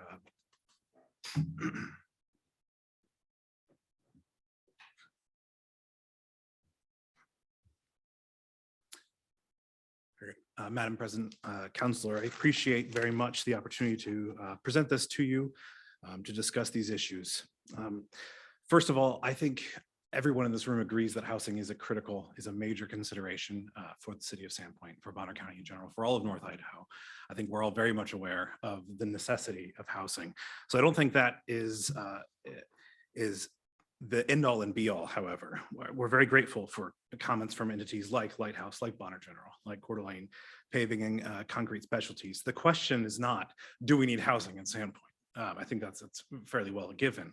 The question here is this parcel that we're considering today appropriate to build 107 townhouses on? So I would like to focus the inquiry in on this point.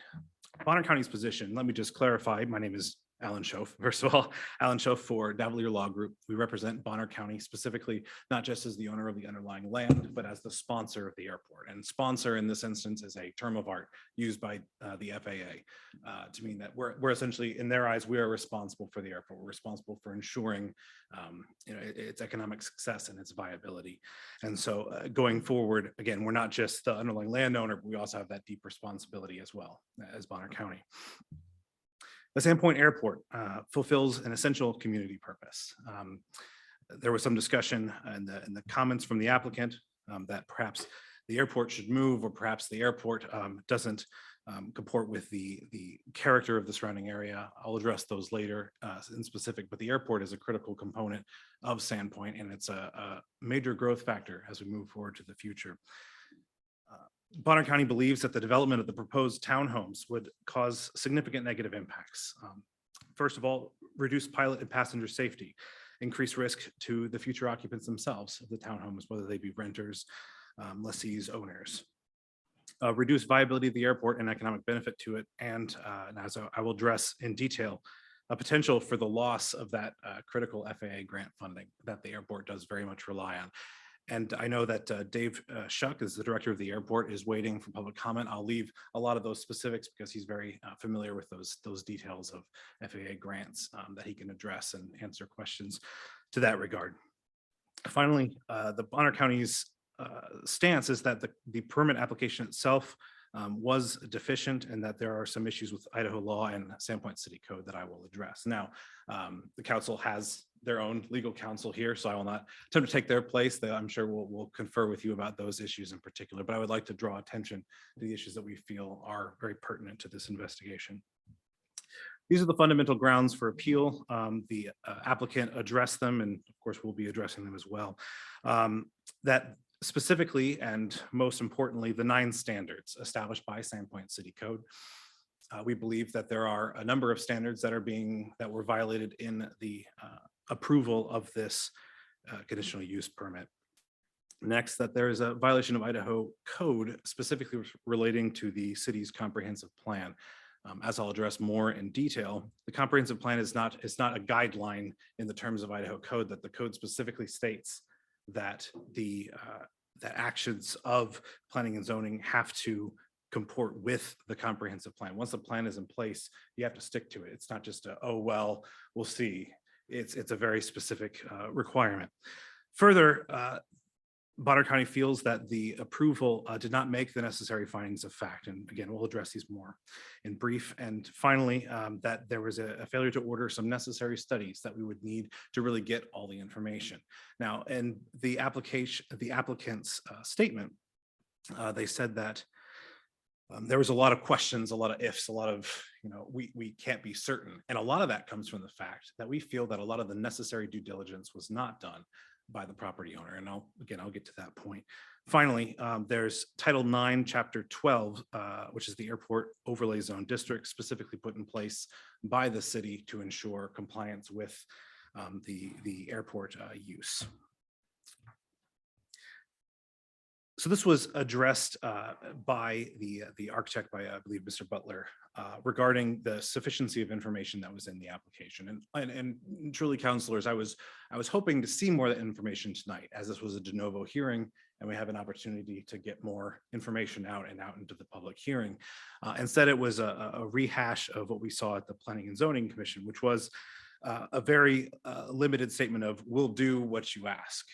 I don't believe that's what is required of applicants for a conditional use permit, particularly one that seeks to place 107 townhomes in this area. For instance, I cite here to the requirement, standard 6, and then to the applicant's report, which essentially verbatim repeats they're asked to articulate how they would meet it. So rather than actually articulate specific actionable reasons for how they meet these standards, the applicant has merely restated them and said, we will do this.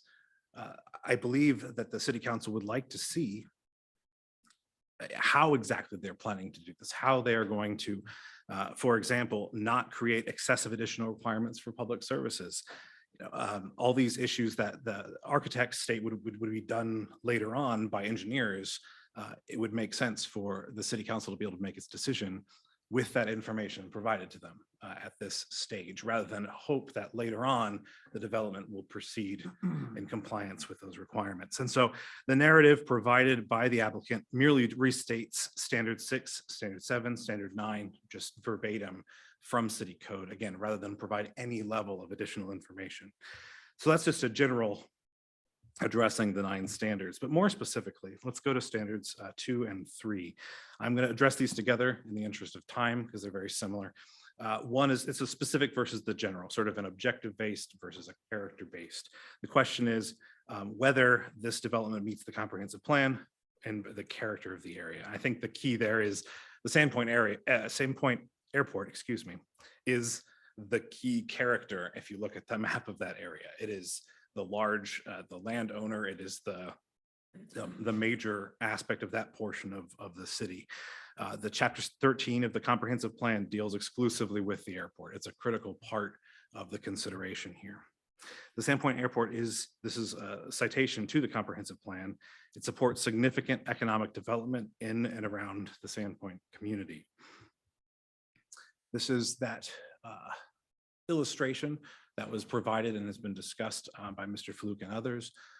Specifically here, I'd like to address the question of the previously existing non-conforming uses. That was brought up several times in the applicant's remarks, specifically about the number of homes. I believe you said 271 that were located within the intercritical zone, the existence of a school, that sort of thing.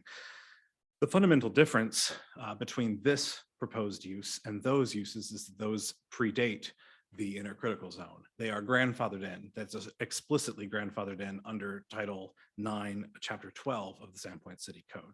So whether or not they are conforming, they're already there. Nothing can be done to modify them from that perspective. This, however, is in your hands, councilors, to make that decision. And so that, in that way, it is highly fundamental in its difference. This is citing to the staff report, the Planning and Zoning Commission.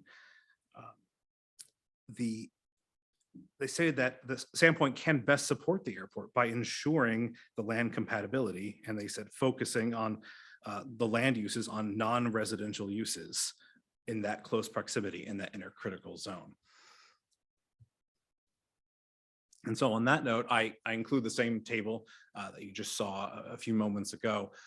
Specifically, this is from the Idaho Transportation Department Division of Aeronautics, and their comments they provided, their written comments, that this use of a multifamily dwelling is simply, in their eyes, is a prohibited use. It's marked in red. It's that first row, and those first 3 columns are the runway protection zone, the lateral safety zone, neither of which are applicable here. Those are much narrower zones, and we're in the intercritical zone that we're discussing here.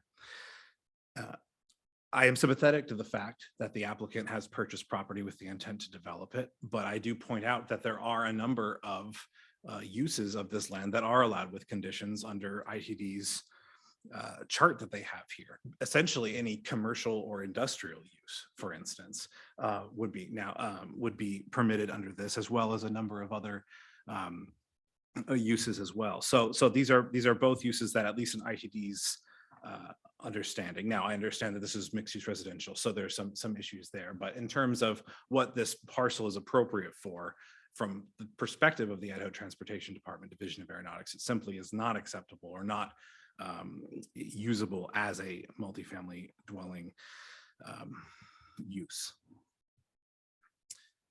And so a lot was discussed regarding that conversion of the zoning, and it really was a sort of unusual series of events that led us to where we are now, in that the parcel was initially zoned differently. It was then there was going to be a rezone. It was initially vetoed. The veto was overruled. Then just a couple months later, this whole chapter went into effect, and this comprehensive plan amendment that established all these airport requirements. And so from that point forward, those control over this property. The fact that the zoning was changed to mixed use residential doesn't mean that counselors that you must therefore approve a conditional use permit. They're two different analyses. So why does it matter if we violate these standards? We discussed safety a bit, and I wanted to provide this. This chart was actually in the initial zoning discussion. Probably many of you counselors have seen it before in that context, but this is not Sandpoint Airport specifically. This is just all airports sort of aggregated. And what it's showing is 82% of accidents, of aircraft accidents, happen in and around nearby in that airport environment. They're clustered, as you can see, both arriving and departing directly around the runway approaches, which happen to be exactly the parcel that we're talking about. So the intercritical zone extends further. I believe it's 5,000 feet from the end of the runway out further in either direction, but this parcel is directly at the corner of the runway. Now, we agree that most aviators do not make Top Gun maneuvers in their final approaches, but there's also situations where fuel can run low, or people are new and don't anticipate wind speed accurately, and any number of things can happen, which the data bears out, that collisions, that accidents occur at the start and end of runways, departing and arriving. And so it is an important consideration because we do have single family dwellings there. So those are potentially in danger, which is why in the future, those would be discouraged under the intercritical zone analysis. But what we're talking about here isn't just a single family dwelling with a single family dwelling inside. We're talking about 107 townhomes filled with renters right at the approach, the final approach to a runway that's getting busier and busier every year, that has student pilots, that has folks flying in inclement weather, as we're very fond of here in Sandpoint. We have, the situation is very different on the sort of the continuum of the potential for danger. And this is why the FAA, Idaho Transportation Department, and Bonner County are all very interested in this process, because we are concerned about those individuals who may be potentially dwelling there in the future. Mr. Shuck will address more of these impacts in detail, specifically the economic growth, if that's very much in his wheelhouse. So I'll leave that for now. Moving on to the standards 4 and 6. This is regarding the hazardous or disturbing to existing neighboring uses and creating situation that is detrimental to the economic welfare of the community. The applicant was passionately suggesting that maybe it's the airport that's not compatible, but instead we see the airport, according to the Idaho Transportation Department's facts, provides this community with 873 jobs and brings in something like $306 million to this local economy. So it is a critical element of our economy, and it is growing on a daily, yearly basis. Another thing that, again, Mr. Shuck can address in brief is that the airport relies upon FAA grant funding very heavily for infrastructure, for operations. Airports are expensive beasts, and there are all sorts of requirements that didn't exist when it was a gravel runway. And we do acknowledge that when this was started, it was probably, just recreational. Let's put out a runway there and we can fly and enjoy it. But we have the FAA that we have to comply with now. And regardless of the opinion about the administration, it's there. And if we want to have a viable airport, we have to comply with FAA requirements. And that money comes with strings attached. And those strings are called grant assurances. One of the grant assurances that was specifically called out by the representative that the airport deals with, his name is Gary Gates. He's an engineer. He works with the FAA in the Helena, Montana branch, is Grant Assurance 21. And that's basically the obligation of the airport sponsor to take appropriate actions, including the adoption of zoning laws, to restrict the use of land adjacent to or in the immediate vicinity of the airport. Specifically, it said the general rule is that residential use is incompatible with airport operations. And they mentioned potentially noise, but also reasons of safety depending on the location. And as I've addressed, the location is very atypical in these sort of situations, in that it is right off the corner of the runway within a couple hundred feet of where aircraft are coming in for their final approach. Specifically, the letter I have there on the right was also in the public record already. This was actually provided to the council, or to planning and zoning, excuse me, for what was called the Tilburg zone change, the landowners, and March 5th, 2019. This is the initial procedure for making that initial zone change. And so the FAA representative, Mr. Gates, provided this letter and specifically pointed out that higher density residential development near the extended runway center lines may be incompatible with the runway use and should be considered for alternative uses, e.g. commercial or industrial uses. Now, I'm sure the applicant in their rebuttal will point out that he said may, and just as attorneys are reticent to speak in absolutes, so too are individuals who have no power to bind what the FAA does. Mr. Gates is merely providing his read of the situation and saying, just so you are aware, he points out Grant Search 21. He says, you have an obligation as the sponsor to adopt laws and to protect the airport. And you also have to be aware that higher density residential may be incompatible. And so he's, I wouldn't go so far as to say a warning shot, but he's definitely letting the county know as the airport sponsor that this is a concern and that they are aware of it. And so I can't say for sure, will we lose grant funding as the airport? It's not my call. It's not Bonner County's call. It's the FAA who would be considering that. But I do point out as well that in the document provided by the Idaho Transportation Department, they also included this paragraph on sponsor obligations and grant assurances, pointing out that failure to protect the airport by preventing incompatible land uses may result in both the FAA and the Idaho Transportation Department no longer funding the airport. Now, certainly my presence here today is Bonner County doing as best it can to protect the airport. But at the end of the day, again, it's not our choice. And so I want to make the city council aware of that fact that fundamentally the airport is reliant on a lot of this funding. And I can't say for sure what would happen were this development approved and the FAA takes a look at it. Non-compliance with Idaho law. The specific Idaho law section I'm referring to is Title 67, 6512A regarding special use permits. That the staff report stated specifically that this use is not consistent with the comprehensive plan vision for the land use surrounding the airport. That was in the report from the Planning and Zoning Commission. The Idaho Code specifically says that this may be granted, if the conditions are met, et cetera, and when it is not in conflict with the plan. In this case, the Planning and Zoning Commission staff said that, yes, this use is inconsistent. Specifically because it is a high density residential use within the intercritical zone. As I said before, City Council, you have your legal counsel that you can speak to regarding this. I'm not your attorney, but that is a concern that I wanted to bring before you.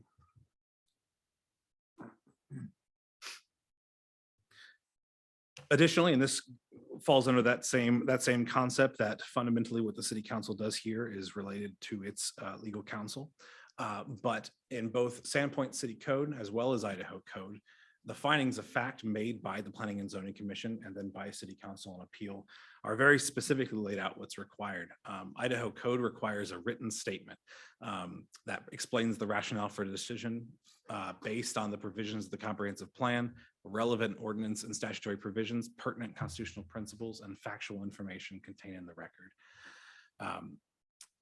Bonner County feels that this was not done previously, and this was one of the grounds for the appeal, that information was not included in the final, any sort of written form upon initial granting of this appeal or this conditional use permit. Next, the grounds of the failure to order necessary studies. Now, the Planning and Zoning Commission, as well as the City Council, has the power given to them by Sandpoint City Code, as well as Idaho Code, to order report studies, analyses, to determine if this is a good idea, if this conditional use permit would be appropriate. I note that there are several, we pointed out in the appeal, the Planning and Zoning pointed out that there are potential environmental effects because there are Endangered Species Act animals that I guess used to live before the trees were all cut down on the site. Specifically, they call it the bald eagle. So the City Council could order a report to that effect.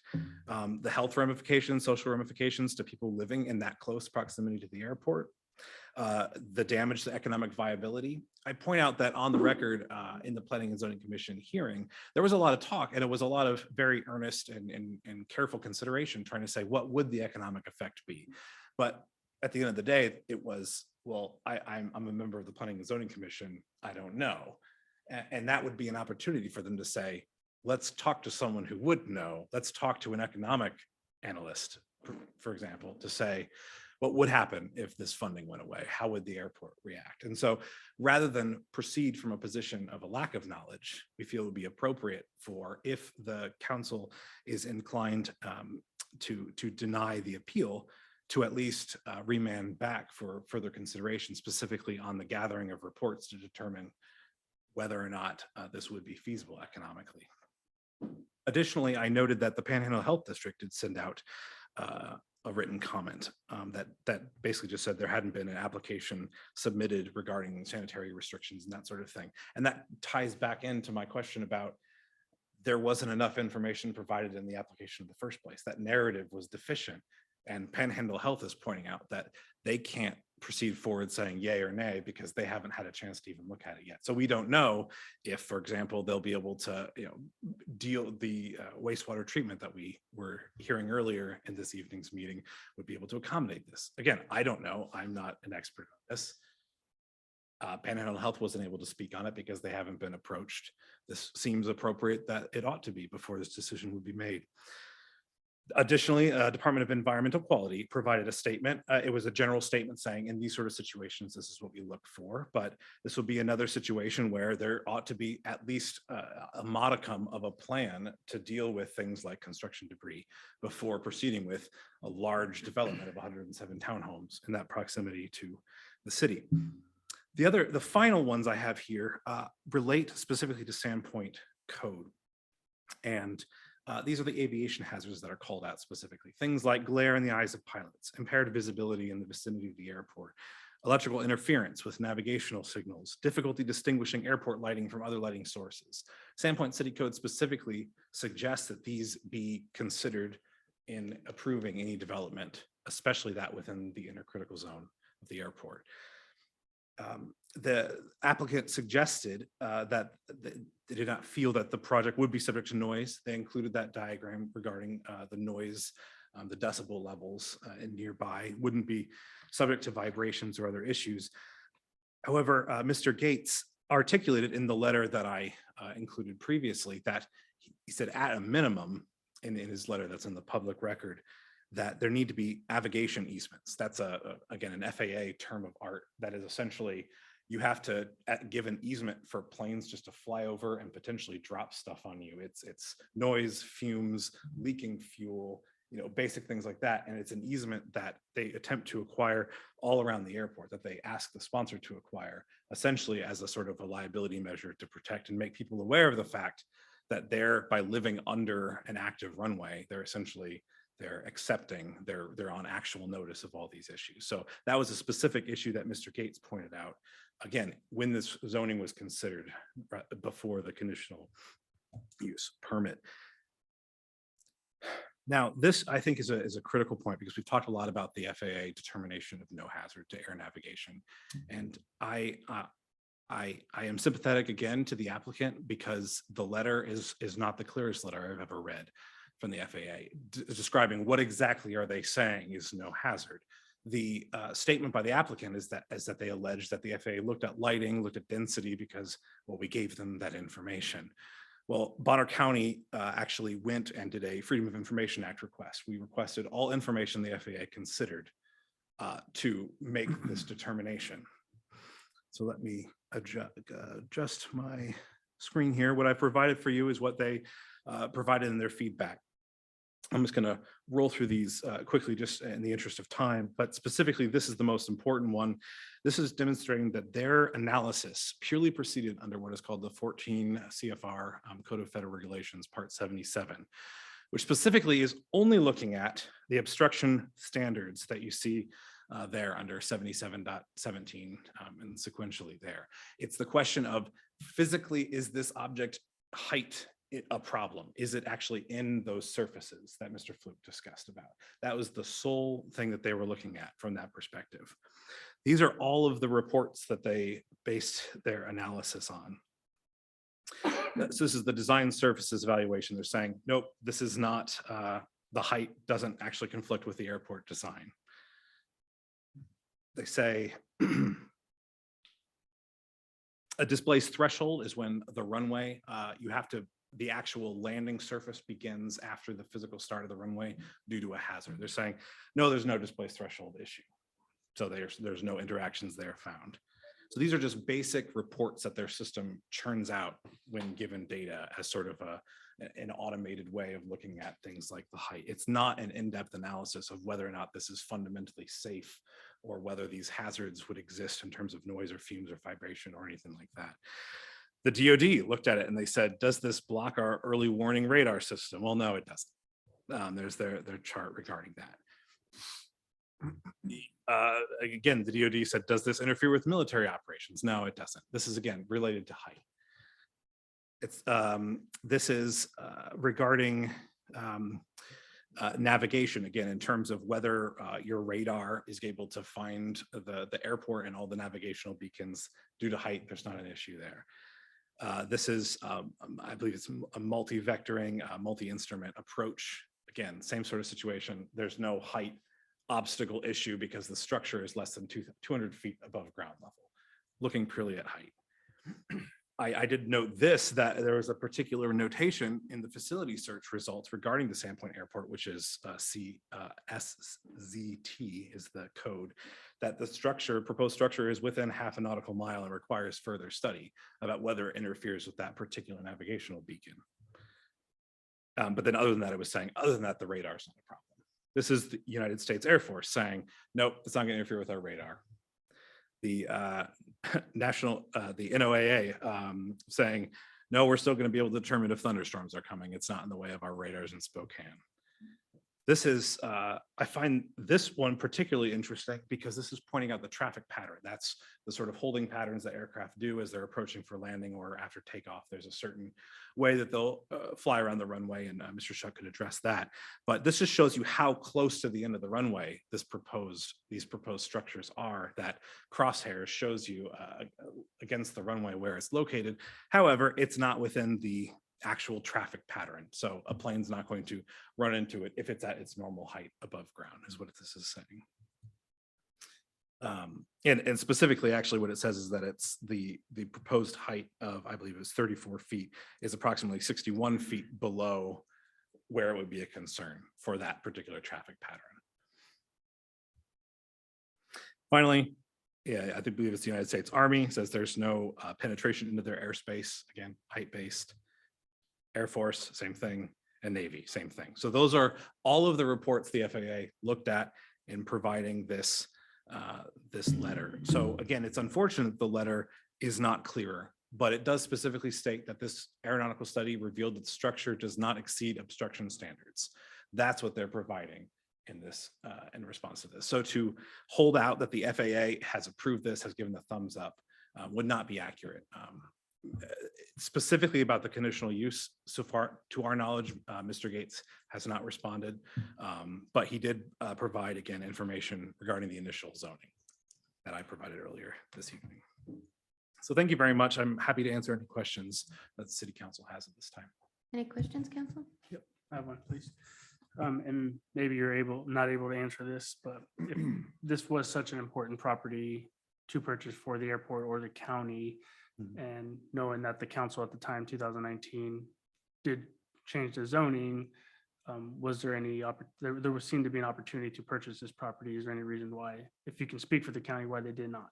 That is an excellent question. I will first address the comprehensive plan. And so when it speaks about the intercritical zone, it said, what is the goal, like the 5-year goal? And it said, essentially to purchase as much of the surrounding property as possible. The way this is done generally, and I'll speak generally because I don't want to speak about specifics, is that the county with the airport will approach individuals, and then the FAA sort of is like a third party that comes in, and it often provides grant funding. So it's sort of a combined approach saying which are the most critical parcels, which are the ones that are economically possible in terms of sale, and essentially coming together to come to a real estate transaction. And so, as you are no doubt aware, the runway, the airport is quite a large property. There are a number of properties around it. There are a number of ongoing matters from that perspective, but I can't speak specifically to this particular parcel. Thank you. Any other questions?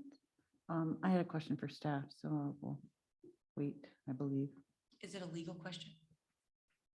No. Thank you very much. Thank you. Fonda, might we let Mr. Shook speak now as rather than at public comment since he is part of the Bonner County presentation? No, he'll need to wait for the 3-minute opportunity once we actually open the public hearing. Okay. We haven't opened the public hearing yet. We still have the one more appellant that needs to speak. All right, thank you. Mr. Barry.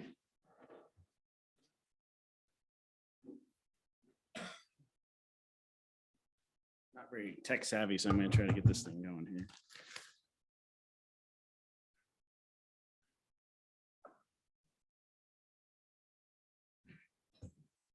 There we go. Perfect. So anyways, I'm Andrew Barry. I own Granite Aviation. So we were basically the gas station at the airport.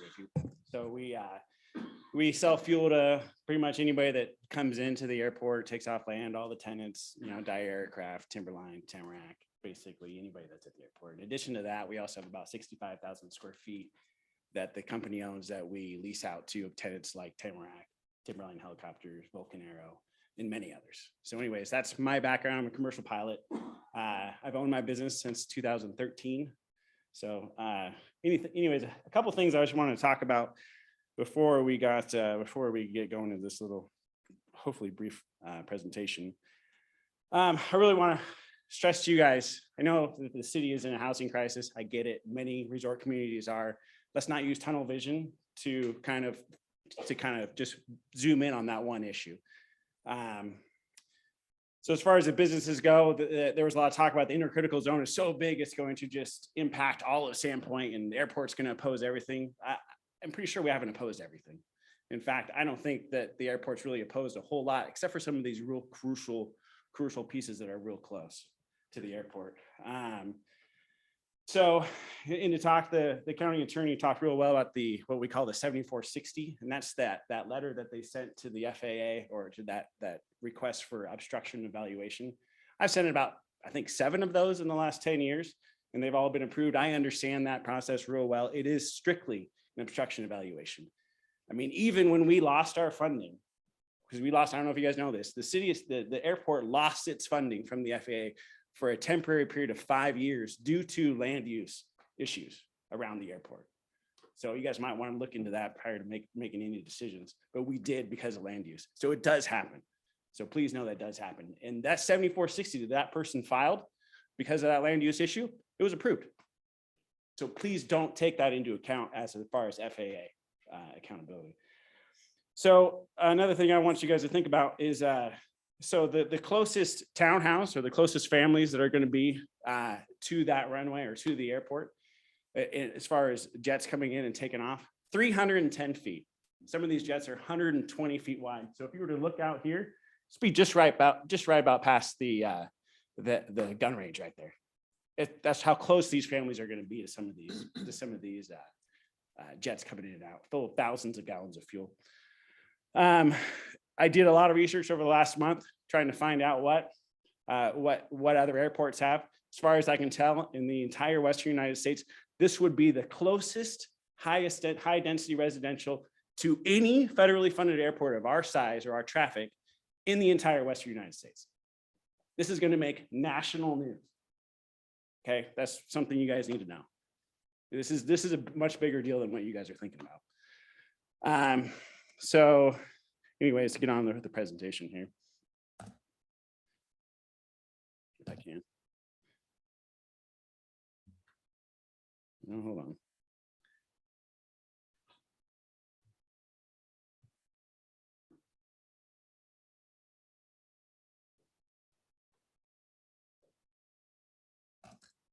There it goes.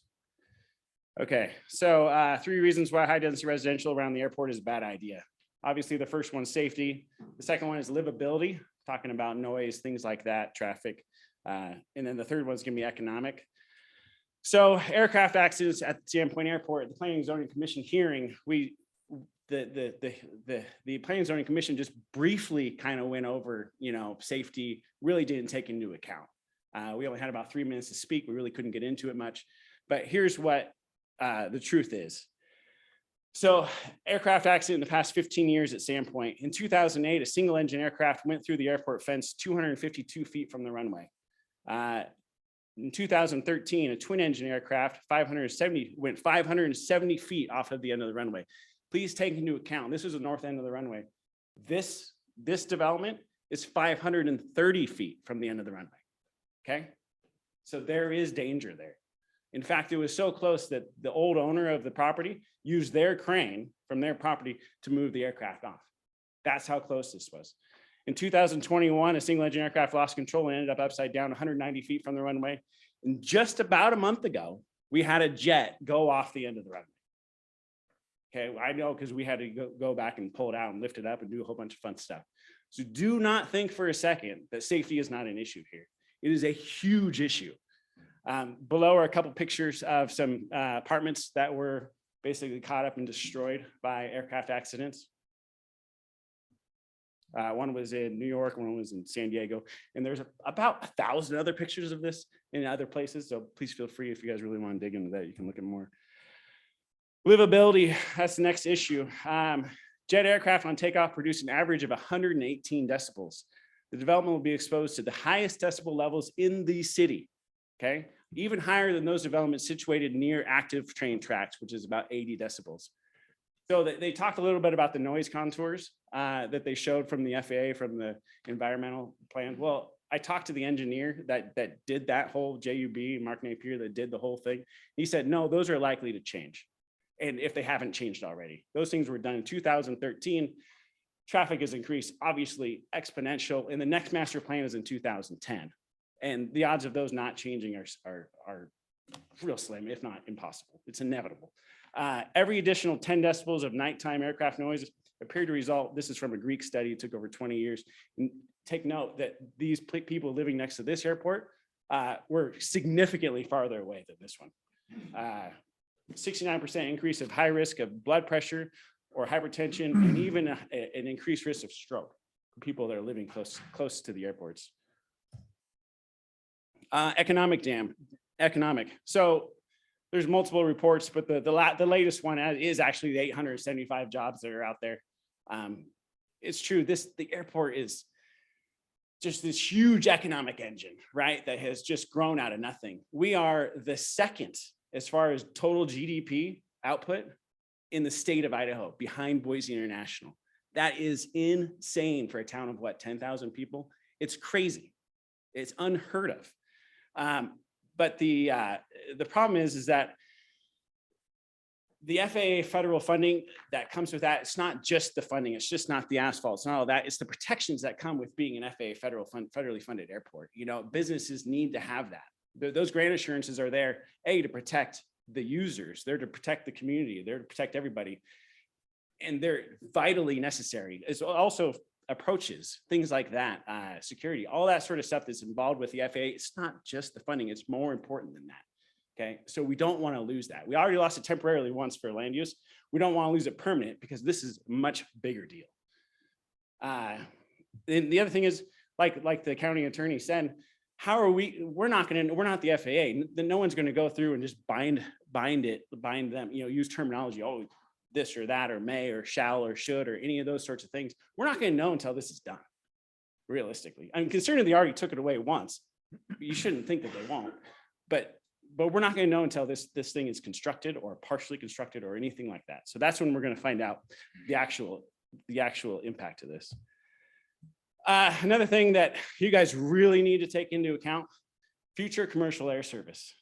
Okay. So if anybody in this room thinks that any point in time in the future, we're going to want some commercial service, above and beyond just a 9-passenger plane, this is going to impact it. So part of getting a commercial air service is you go through something called Part 139 certification from the FAA.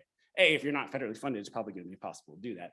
But B, that Part 139 airport certification requires many things. One of those is increasing safety areas. Another one is we're probably going to have increase better approaches, which is going to increase that touchstone safety zone. Not touchdown, what did I say? The, whatever it's called, at the end of the runway, the protection zone, that's going to increase. This property is already right on the edge. That next level puts it inside of there. So when that happens, you're going to have to choose whether we want to remove these townhouses or shorten the runway. Once you shorten the runway, we're not going to have any business, and we're not going to have any commercial service. So the impacts of this development go way beyond just, do we need to fill affordable housing? It's much bigger. We need to do studies. We need to really think about it, take a step back, figure out what's going on. I'm not going to get too much into this. Comprehensive plan, standard 2, context area 1.5. I'll just say one thing. I mean, the developers have said, oh, this meets everything. Just take a look. I mean, it's not that complicated. You take a look at it, you can see almost every single ounce of space is filled by either a townhome or asphalt. It's not that much more complicated than that. The context area requires cluster development and then open space. This obviously doesn't do it. There's no doubt, because they quote the code, but then when it's convenient, then they quote the context area when it's convenient, but they're switching it all around. All you gotta do is look at the development and look at that context area. It doesn't match, no doubt. Idaho code, which the city of Sandpoint code doesn't actually say this, but the Idaho code does. So when you're doing a conditional use permit, and I'm no attorney, okay, or planner, but this is just from what I can read. It says that if there's an aviation hazard, a study for a conditional use permit, a study should be required. There's an obvious, I mean, considering this would be the closest high density residential to any federally funded airport of our size, this should be a no-brainer to say, hey, let's take a step back. Let's see what is actually going on here before we just jump head on in. It doesn't take that much time to make the right decision. I already said we already lost our conditional funding once temporarily due to land use decisions. We have $7 million in future infrastructure that's conditional that we're hoping to get, including land purchases, runway repairs, and new taxiway. Like I said, the airport businesses depend on the federally funded airport for future existence. Another thing you guys need to take into account is there's a new taxiway that's supposed to be going on that's on the west side that's going to put it even closer to these apartments. So here's really what I would love for you guys to do and to make the right decision is deny the previous approval due to the failure to comply with necessary standards. I mean, that's a no-brainer. Studies should be going out there. They should match the context 1.5. And we should, as a community, make sure that the economic impact is not so great that it just really damages us forever. Let's see if there's anything else I was going to say. I think I about nailed it. I mean, it's about finished what I was going to say. Oh, last but not least. Yes, do I want you guys to deny this, send it back, order the studies, and really take a hard look? Of course I do. But if for some reason you guys don't feel like that's even possible, and I don't see why, but if some reason you guys don't see that's possible, there's so many more conditions that should be put on this piece of property. If you want to send it back or if you want to approve it, some of those things are no-brainers, like type 2 construction. You know, this should be made out of non-flammable materials. You know, I've got to build my hangars out of type 2 construction, steel, mortar, stuff like that, because it just makes sense. Those are the things that should be going in there. Noise, certain noise standards to a 60 to 65 decibel level. And your staff can look at that and decide, your planning staff or, you know, permit or building permit process, I don't know. But the standard for around some of these noise sensitive places is 60 to 65. I guarantee you that's not in there. And that should be in there. The other thing that should be in there would be making sure that there's good areas, safety areas for planes to land in between buildings. So if you look back at that there, a plane coming in and out, they're not going to be able to fit between any of those buildings if there's an accident. A very, very common thing, apart from these other two conditions that you guys can easily put in there, is to make sure there's landing areas or potential areas. So pilots, when they're coming in an emergency situation, can actually evade killing people. Because we will if we can, but if there's no opportunity, then we can't. So make a minimum, but may say 100 feet between the buildings, and there's just have your staff look at it. But anyways, in conclusion, take a second look, take the time, let's make the right decision, because this is not the right decision for our community. And anybody that takes a look, any pilot is going to take a look at that and go, oh my God, I cannot believe anybody would even think about doing this. 300 feet from a jet, that's insane. Absolutely insane. It doesn't happen for a reason. So anyways, that's my end. Any questions? Any questions, council? I do, Madam President. Andy, if you can, with the noise, I was curious about that. So from what I understood of the map that was presented, this property was outside of the noise. And from what I hear you say, that in your opinion, it seems like that will be expanded. Even the opinion of the engineer at that point in time, and I don't have a specific statement from him. It was, but yeah, of course it's going to be expanded. How could it not be expanded? I mean, you got to think about the traffic increase that we've seen. If you look on FlightAware, it's a typically 200 to 300% increase in traffic over the last 2 years. And that was done, what, 9 years ago? Okay. So when they actually did the contours and stuff like that, because that was off of the master plan that was started in 2013, finished in 2015. The next one is in 2025. So yeah, of course that's not gonna be accurate. And even then, he even said specifically that it's not gonna be, that might not be accurate in itself, just the one there at that point in time. So yeah, noise is a huge issue apart from safety. Madam President, I would like you to speak to, you keep referring to the fact that the airport did temporarily lose that. And my understanding of that issue, because I have been here in Sandpoint close to 20 years now, was that they built, or supposedly were wanting to build residential within the fence of a secure airport. And ultimately that was where the conflict happened.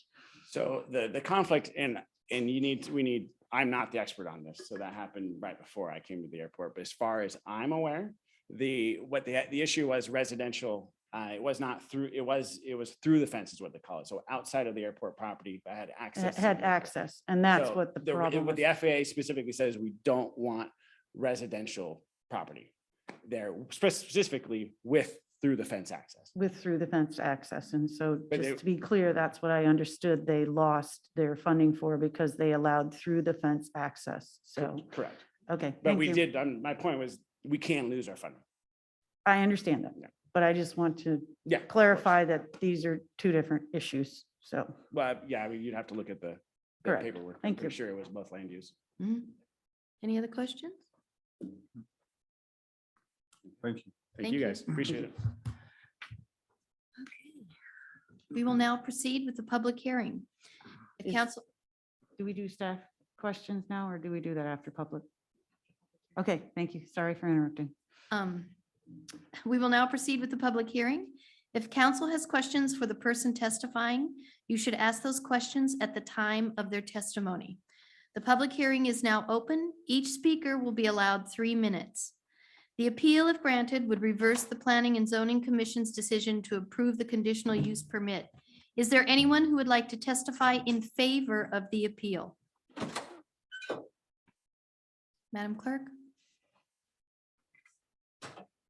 Yes, Madam President. Halden Gates.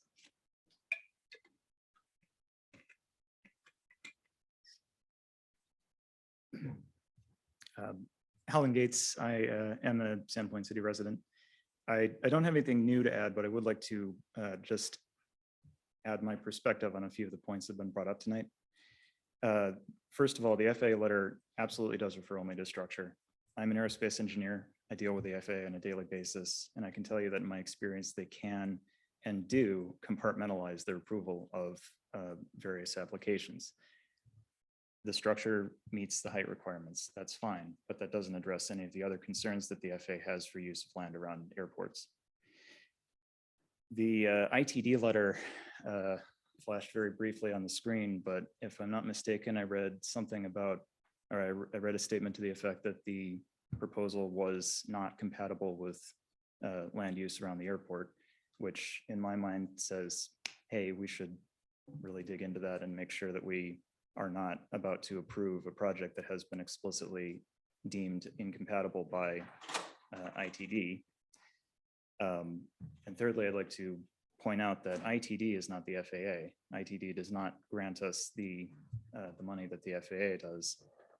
But the fact that they're also stating that this may be incompatible should absolutely be a red flag for us. Generally speaking, as a user of the airport and as an employee of a major employer at the airport, I will personally say that I'm not here to say not in my backyard.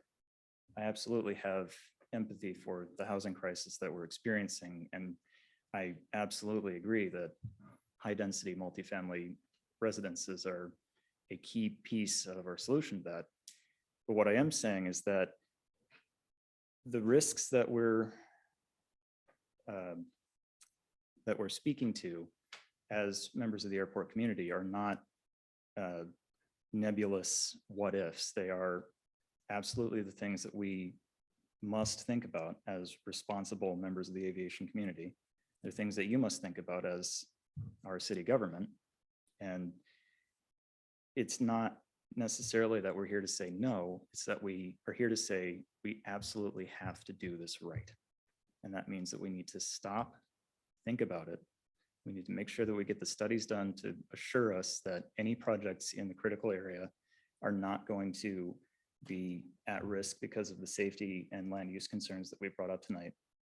And if the FAA and ITD come back and say, this is absolutely fine, go ahead and do it, then in my personal capacity, I'd say, sure. But until then, we have a process and we should do it right. Thanks. Thank you for your comments. Any other in favor of the appeal, Madam Clerk? Kristen Steichen. Thank you. Good evening, and I wanted to thank everybody in the room, City Council, everybody listening on Zoom. I am very glad we're using the time and any necessary taxpayer dollars to do this process. Could I you would- please state your name and where you Yeah, live? I'm sorry, Kristen Steichen. She did pronounce my name correctly, and I live in Ponderay. Thank you for asking. I'll claim the time back. Thank you. I would like to highlight that the appealing parties this evening are providing a necessary checks and balance that weren't actually provided up to this point. I would like the appealing parties to serve as a case study, and the next time that there are talks in planning and zoning, et cetera, that we keep this case study in mind. This was an absolutely necessary checks and balance. Perhaps it should have happened sooner.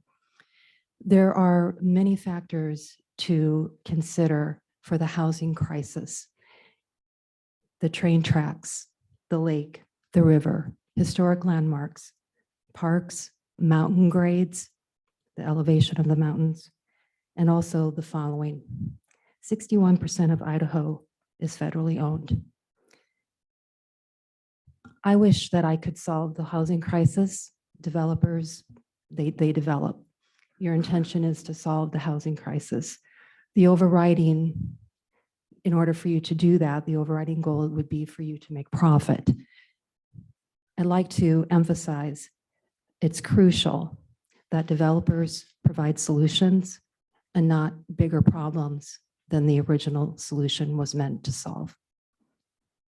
This gets back to my original point of checks and balances sooner in the process.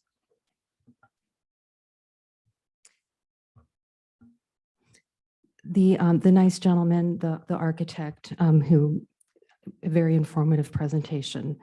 When you're talking about comprehensive compliance, you have to weigh the information that you're listening to of whether or not it's hypothetical compliance or absolute compliance.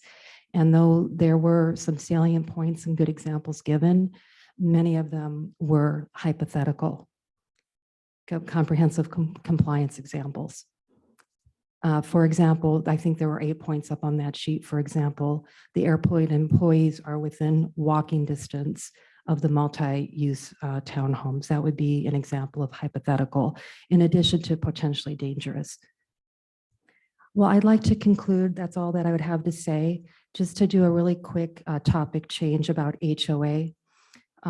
Deb asked, Counselor Deb did ask a good question about whether or not the townhomes could be used for vacation rentals. HOAs, if there were an HOA, they essentially operate potentially as their own city council, and they actually have rules that they can, and if that they come up with, and they can rent if they wish, if they all agree. It's not really something that would be dictated now, and it would be premature. Thank Time is you. up. Thank you. Do we have anyone else? Madam President, Dave Shook. Yes. Hi, Dave. Is he still on? Yes. Okay. Can you hear me now? Yes, please go. Thank you. Thank you for your time tonight. Thank you for spending time on this late hour. There has been a lot of talk on both sides of this, and there have been a lot of good points made on both sides. I want to address two things very quickly. One is the safety aspect. I'm going to speak to that as a pilot, as the accident response coordinator for Daher Aircraft, in which capacity I am the liaison with the National Transportation Safety Board, and as an airport manager whose main responsibility is safety in and around the airport. Developing this property with high density residential is a bad idea for a number of reasons you've heard tonight. Primarily the location of this particular property, as you saw in the graphic about accident statistics. This is the second highest area for accident density at any airport aside from the runway center line. And as Council noted, the 82% of aircraft accidents happen around airports. And the reason this particular parcel is in such a critical place is because of our left-hand traffic patterns around the airport. So from a safety standpoint, everybody that is associated with aviation in any form, from pilots to the NTSB to the airport manager to ITD's Division of Aeronautics to the FAA, is advising you that this development in this location is a bad idea and should be avoided. These people are the experts in this, and they should be listened to. Very quickly on the noise levels that have been talked about a little bit. The 65 DNL is a day-night average. So a study was done to develop the 65 decibel level. And it was at that level that conversation is interrupted and external noise becomes an annoyance to individuals. That decibel level was adopted by a government agency back in the early 70s as an acceptable level to not need to mitigate noise levels around airports. But the 65 DNL, which is what that's called, is a day-night average. So that means that all night long, when there's no airplanes taking off and it's very, very quiet and all you're hearing are crickets, you're averaging that against those high intensity times that Andy was talking about when you're talking about 110 decibel levels. So just for reference on that. Thank you for your time. Thank you, Mr. Shook. Anyone else to speak in favor of the appeal? No, Madam President. Thank you. Is there anyone who would like to testify who is neutral?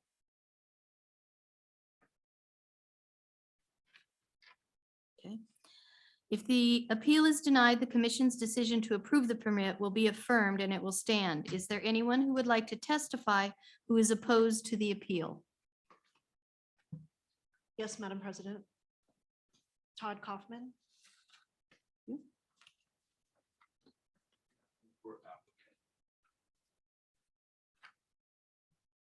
And Brady Kaufman.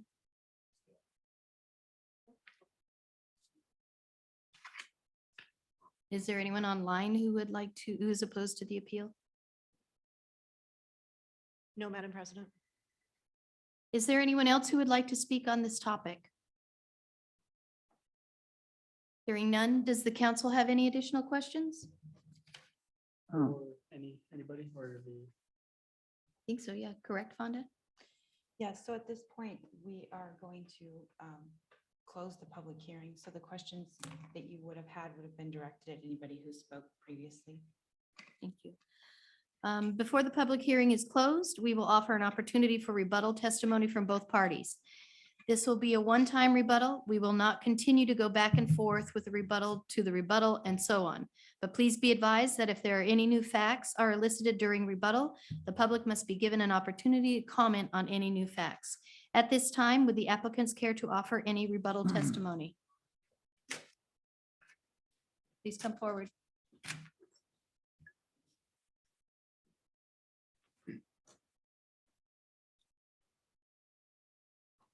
What I'd like everybody to consider today is the process. Madam Chairman, Yes, could I ask for a name, please? Todd Butler, Forte Architecture and Planning. thank you. The process that is in place is to deny an approved conditional use permit. In order to get that conditional use permit, we went through the city guidelines and we had to meet those 9 standards that Darren Fluke put up originally. And the points that were brought up by the appeal were two to three of those items that they posed arguments against. The comprehensive plan is a challenging document because it paints vision and it paints goals. But then you adopt a city ordinance and you adopt zoning laws that are to reinforce those goals and to reinforce that comprehensive plan. In order to go through a conditional use permit process, we're tasked with having to meet all of those code requirements. Mr. Schaaf brought up points like saying, hey, we should get all these other additional studies done. How has the due diligence been presented to even grant this conditional use permit? But I would say by the rules that are in place and really the entire building process, we are still responsible for not only all of the residential zoning requirements, all of the building code requirements, but we are now also responsible for the new sections of code that deal with the airport compliance requirements. If we don't comply with those things, no building permit will be granted. And that's your checks and balances with this whole process. The city has built in place a process for this. We're not asking for any special consideration. We're just going through the process that you have outlined as a city. So we know what's in front of us. We know there are going to be those gray areas of, are you complying with a conditional use permit item or not? But I do feel that we've addressed how in so many ways we are meeting the visions and goals of the greater conditional use permit process. There will be questions around the airport, and I think there's considerations that take place around the airport that have been brought up tonight. But the two major components primarily come back to safety. And the safety issues that I've heard tonight are based on height and noise. The city code has built-in height requirements that we have to meet in order to get a building permit. And we plan on meeting those. The FAA has already said, hey, you guys are not a challenge. You saw all the other agencies that weighed in on that report that Mr. Schaaf showed those examples of that said, you're not a risk. You're not posing a risk to the airport or to the people that live there. The noise issue is the other one. And just like was pointed out in the a 65 decibel level is a conversation level. And if there's a 65 decibel level outside of that, it starts interrupting that. My research showed just what that map showed, which is that red zone that is around any airport is primarily right at that landing strip. Then they extended that even further as an area of impact, but that still didn't come into our property. In addition, as you can drive through Spokane, if you can drive through a lot of major cities, you'll see giant walls put up along the freeways to abate noise. We're doing the same kind of thing in this project. What you also have to understand is in any kind of multifamily housing, codes require a higher level of sound abatement than a normal house does. We have to meet decibel levels between units. Townhouses are a great design for that because they only have two faces that are open to the exterior. The other two are sound walls that both sound and firewalls. There was another comment by Mr. Berry to put all sorts of conditions on this. You know, make it type 2 construction. Well, type 2 construction, there's a reason for that. That's when you're harboring flammable materials, when you have things that can explode. You do need a higher level of safety. We're not talking about that in a development like this. The code as originally outlined, the zoning code, and now with the addition of the airport requirement, those are those safety factors that you guys have built in as a community, and we plan to meet those. That's all I have. Thank you. Thank you. Please state your name. Thank you guys for your time. Derek Driggs. I'd just like to hit on a couple of points. Again, this land, other land's been for sale. It's been for sale for a long time. It was rezoned prior to this overlay. They want to talk about grandfathering in all the other uses. This is a grandfather situation. This is a zoning that was already approved from the city because they looked at this area as a potential place to do just this type of project. So it was already approved in 2019 to do that. To me, this is a grandfather situation. And regardless if it's not, you know, Andy brings up a lot of points on, you know, well, it's going to ruin our ability to get commercial flights. And we're not going to be able to expand the runway this way. We're not going to expand. It gets back to my point of the airport shouldn't be getting bigger and better. And it shouldn't be worrying about servicing larger and larger and larger jets. I don't think that was the goal of the airport in the first place. You know, we have an international airport an hour and 20 minutes away. You know, it's great that we have this service. It's great that it brings the economic benefit to the community.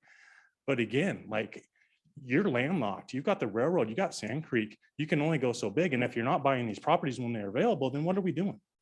You know, we're just sitting, turning here and banging our heads against the wall. So that's my point. I appreciate your guys' time and consideration. Thank you. Bonner County, would you like to? Thank you, Madam President. Alan Schoaf for Bonner County.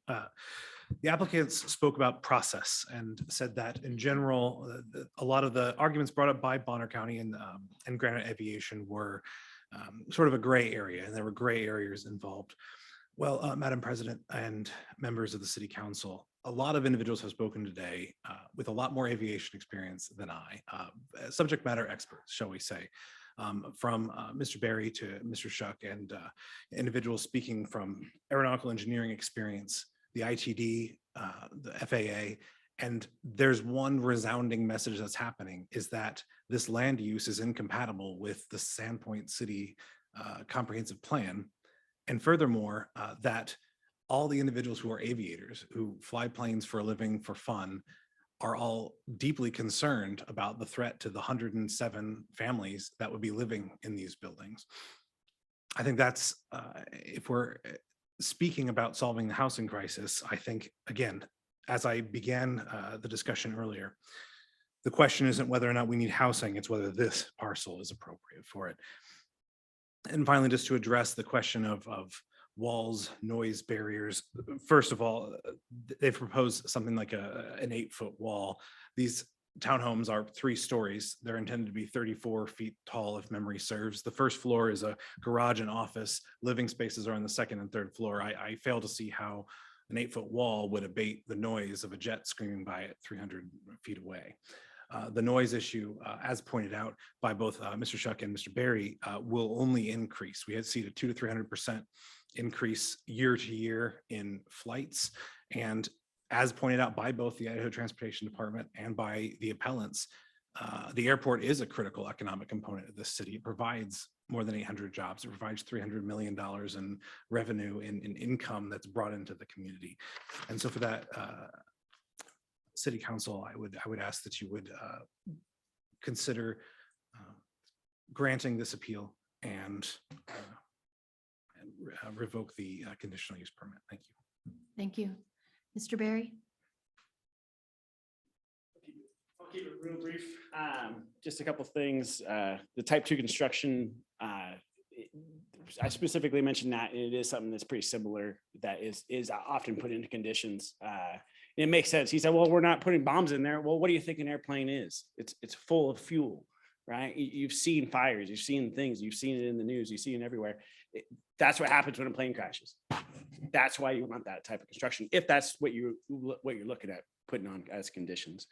Mr. Driggs says it doesn't want why is the airport going to expand? I was not talking about expanding the airport. I was strictly talking about commercial air service and increasing safety zones around the airport that would be required by that Part 139 certification.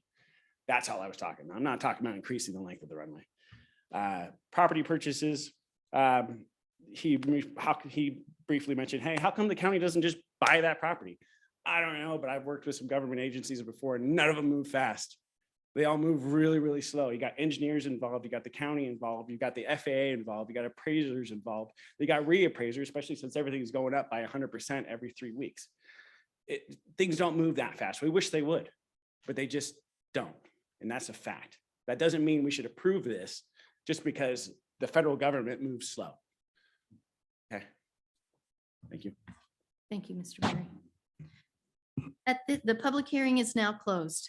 At this time, council will deliberate. No new information may be provided and questions may be directed only to city staff.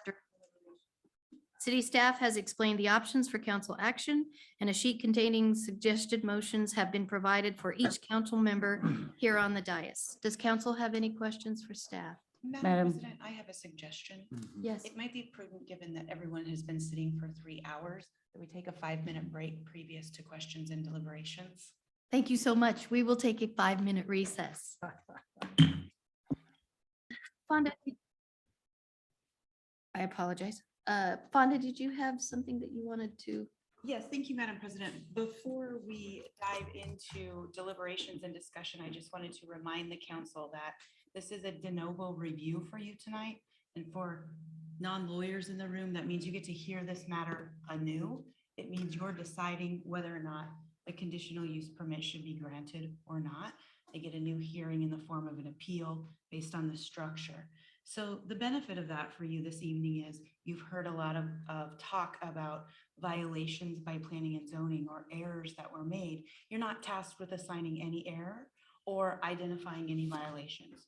You're tasked with evaluating the 9 elements in front of you and making findings as to whether or not this application, based on all of the evidence that you've heard, meets those 9 elements. So I just wanted to be really clear, you're not tasked with assigning any failures, faults, or errors for anything that happened before you. The benefit of a de novo review is you, quite frankly, have received and heard evidence and information that hadn't been presented before this appeal.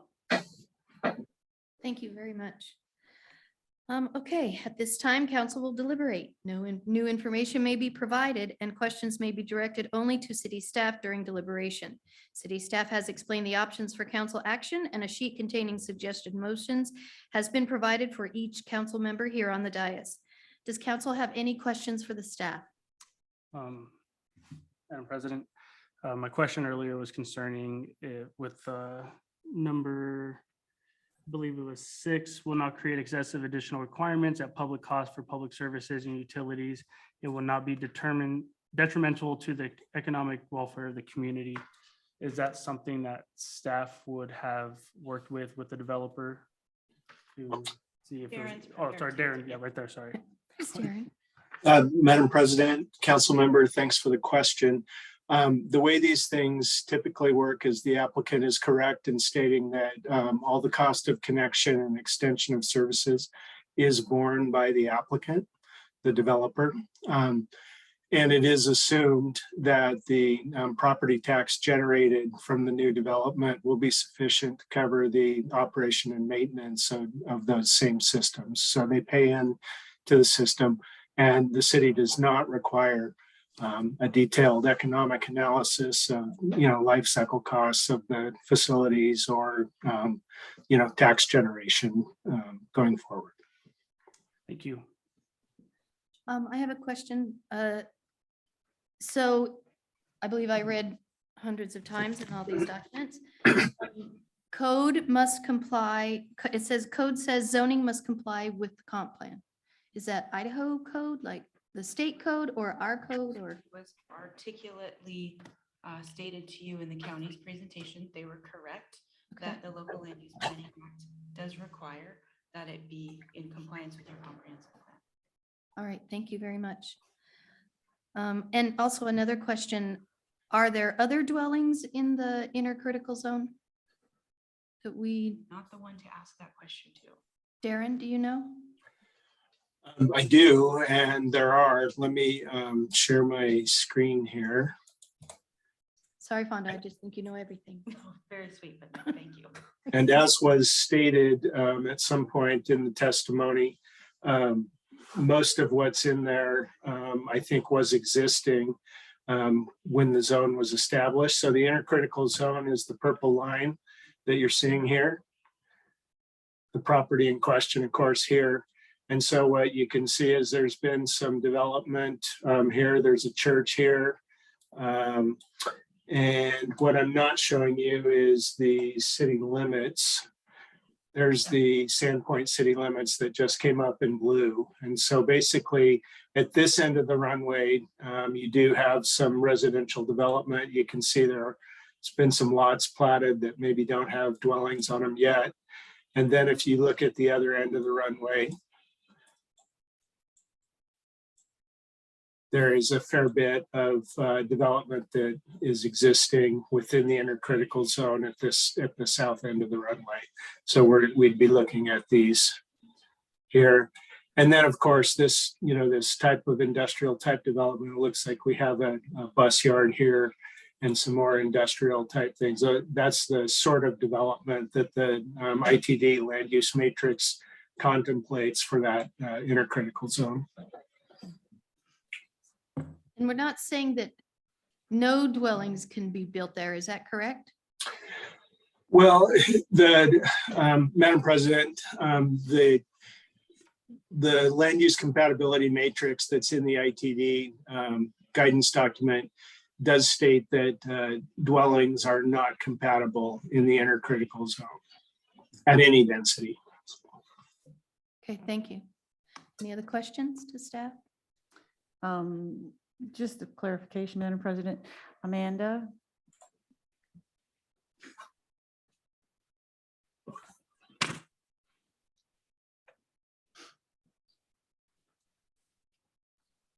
So it was stated by Bonner County's representative about the Panhandle Health District and certain paperwork not being submitted and whatnot. And my understanding is that if we were to approve this development and it did end up getting built, that they would connect into city sewer. And although there is a piece of paperwork that needs to be filled out for that, this was not be an issue of septic or any kind of water inconformity, shall we say. Madam President, would you like me to respond? Yes, please. You are correct. Okay, great, thank you. You're welcome. Councilman Grow?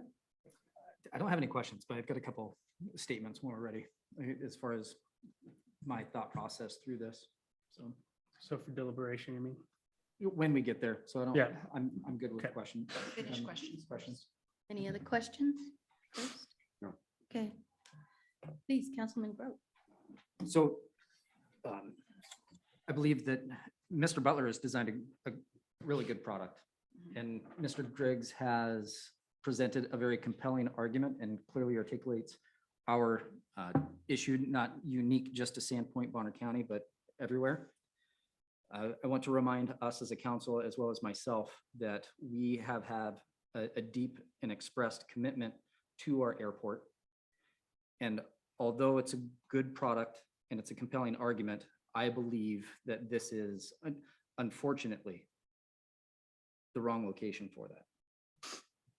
There's a couple of things that have been brought up here that I hadn't thought of before. And if, not that we're going to debate or be told anything about affordability, but with the type 2 building material that I think could and should be required if something were close to the airport, that is going to inflate the costs. That is one thing that I had not even thought about, that there's, although there might be green space, there might be a garage, there might be a fence to abate noise, the building material as we move forward that could be required is going to add cost to these homes.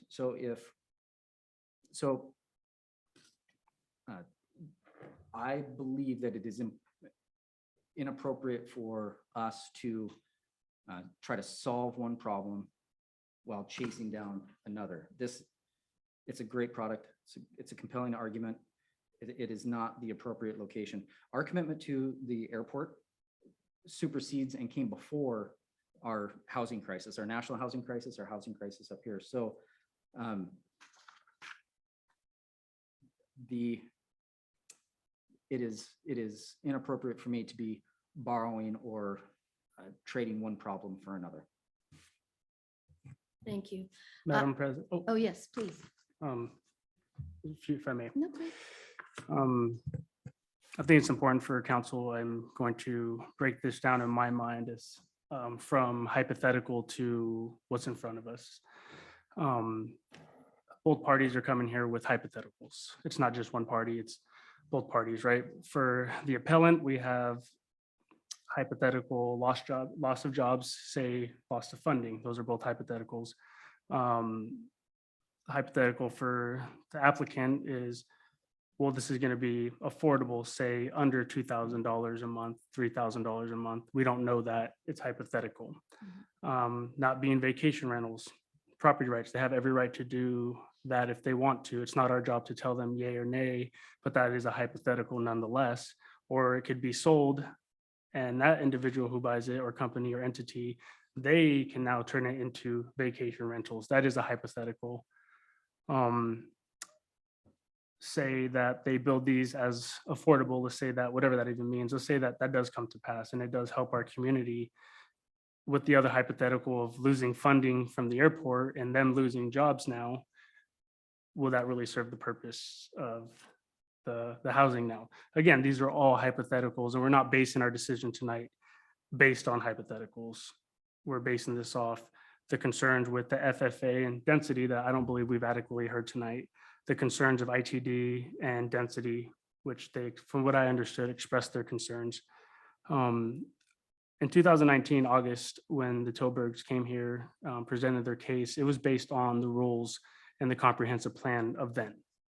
And the council at that time chose to approve their appeal based on the current comprehensive plan, because that was the right thing to do based off that plan. And there was a reason that we did a 1-year moratorium, because we had to do a deep dive into our airport and our comprehensive plan, because we did, from what I understood, did not have a chapter for that. So looking to it now is we have the problems of the past, looking at that, and what we have in front of us is the concern of the present. And the concern is this: is this compatible with the comprehensive plan of today included with the airport chapter? So that's what we as a council, and I'm just giving my thoughts, is that's what we have to figure out right now. Is yes, is it compatible in the sense of more density, more housing? Absolutely. But is it compatible in the concern of the inner critical zone? I would say it's not compatible with that. So we have this issue of compatibility of, yes, we need more housing, but possibly more important, an incompatibility with the airport chapter in the comprehensive plan. And that's the decision we're going to have to make tonight. Is this particular project in conflict with the comprehensive plan that we have today, not of 2019? And those are my thoughts. Thank you. I would concur with those thoughts as well. Because I have the comprehensive plan right here. If anybody wants to read chapter 13. I agree. For me, that was the number one question is code says zoning must comply with the comp plan. The comp plan trumps and we need to pay attention to the comp plan because if we don't, then what do we have? I mean, we've written this document. It's a great document. Idaho code says that we have to comply with it. Although, everybody knows that I am a huge advocate for housing. That's, we've had that conversation. I'm an advocate for, the workforce housing as well. And, but again, we have made a commitment to the airport. We've invested time in the airport. I was aware of that issue those years ago, losing their funding because I'm at the chamber. And so I had many conversations with different people. And so I appreciate the passion of both sides. That was remarkable. You did a wonderful, amazing job on both sides. And so it is a difficult decision because that's, when we sit here and we literally read every document that comes out and we highlight it. I make marks all over everything so that we can understand it properly to make the right decision, the appropriate decision and following process and procedure. And so that's kind of where we are now. And anybody else have any issues that they would like to address or information you would like to put forth? Just a comment, Madam President, and I concur with Councilman Grote and Councilperson Sparrow and the President as well too. I'm very deeply empathetic about the housing situation. I think both groups made excellent cases. As a small business owner who's paying the rent of several different employees right now, I think I understand this situation and understand the need for it in this community. But I too feel like we have made a commitment to this airport and we do need to look at the comprehensive plan as it sits today versus 2019 or prior to that. I also think that IDT, in terms of its density and its land use, the airport land use, was in existence in 2016, at least that I'm aware of from the documents that I've read. So I think anybody doing their due diligence on a piece of property that's near the airport not only would look at height with the FAA, but would also look at incompatible land uses around the airport as well too. Okay. Any other comments? Any other? Sure, Madam President. Uh-huh. I guess I would like to point out that I agree with many points that have been made. But again, back to presenting and looking at just the facts, as Councilman Sparrow said, we have some of these noise complaints and we have the little red hot dog out there and everybody says, well, that's old, that's changed. So ultimately, whose responsibility is that? If Bonner County is running the airport and there are these airport boards, then for us to make accurate decisions up here, it's really helpful to have more updated information. I don't know that that's the city of Sandpoint's responsibility. So if that noise zone has really changed, then bring me the factual information. Don't speculate that it has changed for me. And that helps me make better decisions for everybody involved in these cases.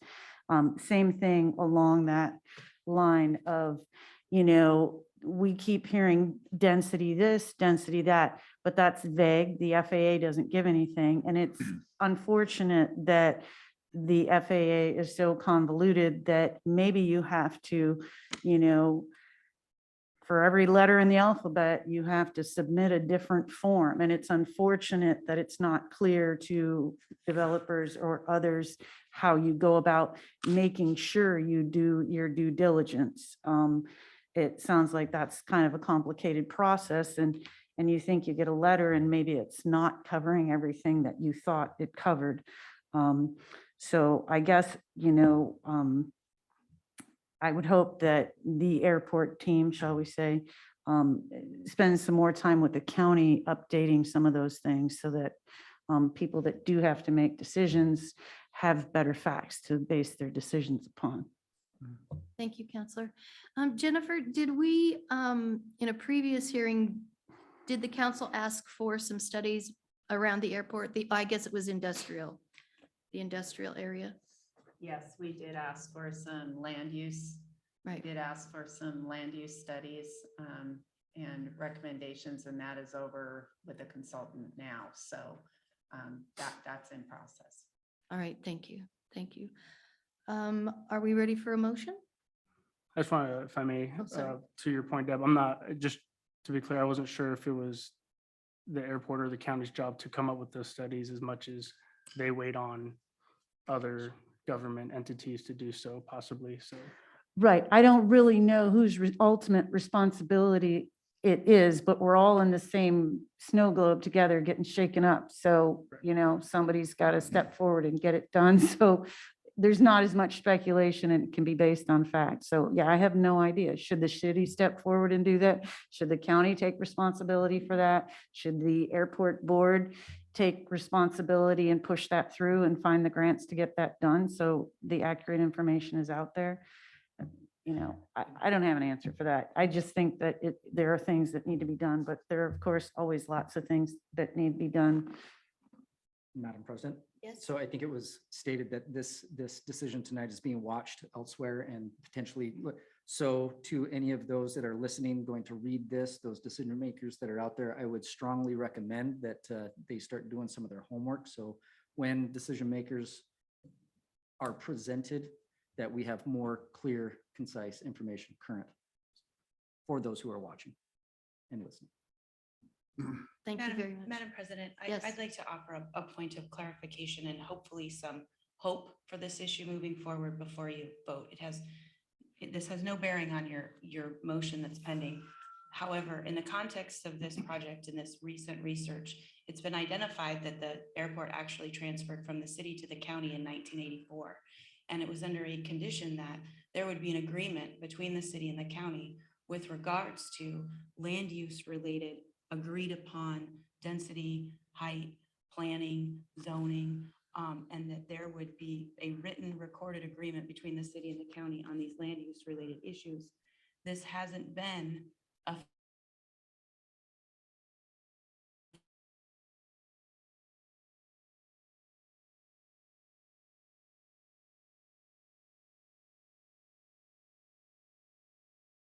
us as we are trying to serve the city, to recognize that this has been a really good eye opener to take probably a really serious look at trying to develop that agreement with the airport board and the county and the city at this point to provide some clarity and some direction. As Councilwoman Rule has indicated, that is a data-driven process and decision-making formula for landowners, developers, the airport, the city, for everybody involved, so that you're not in the snow globe and being shaken up on a regular basis. So if that helps sort of put that at ease for tonight, so you can move forward with your motion, I thought it would be important, since we learned it, that you know that now.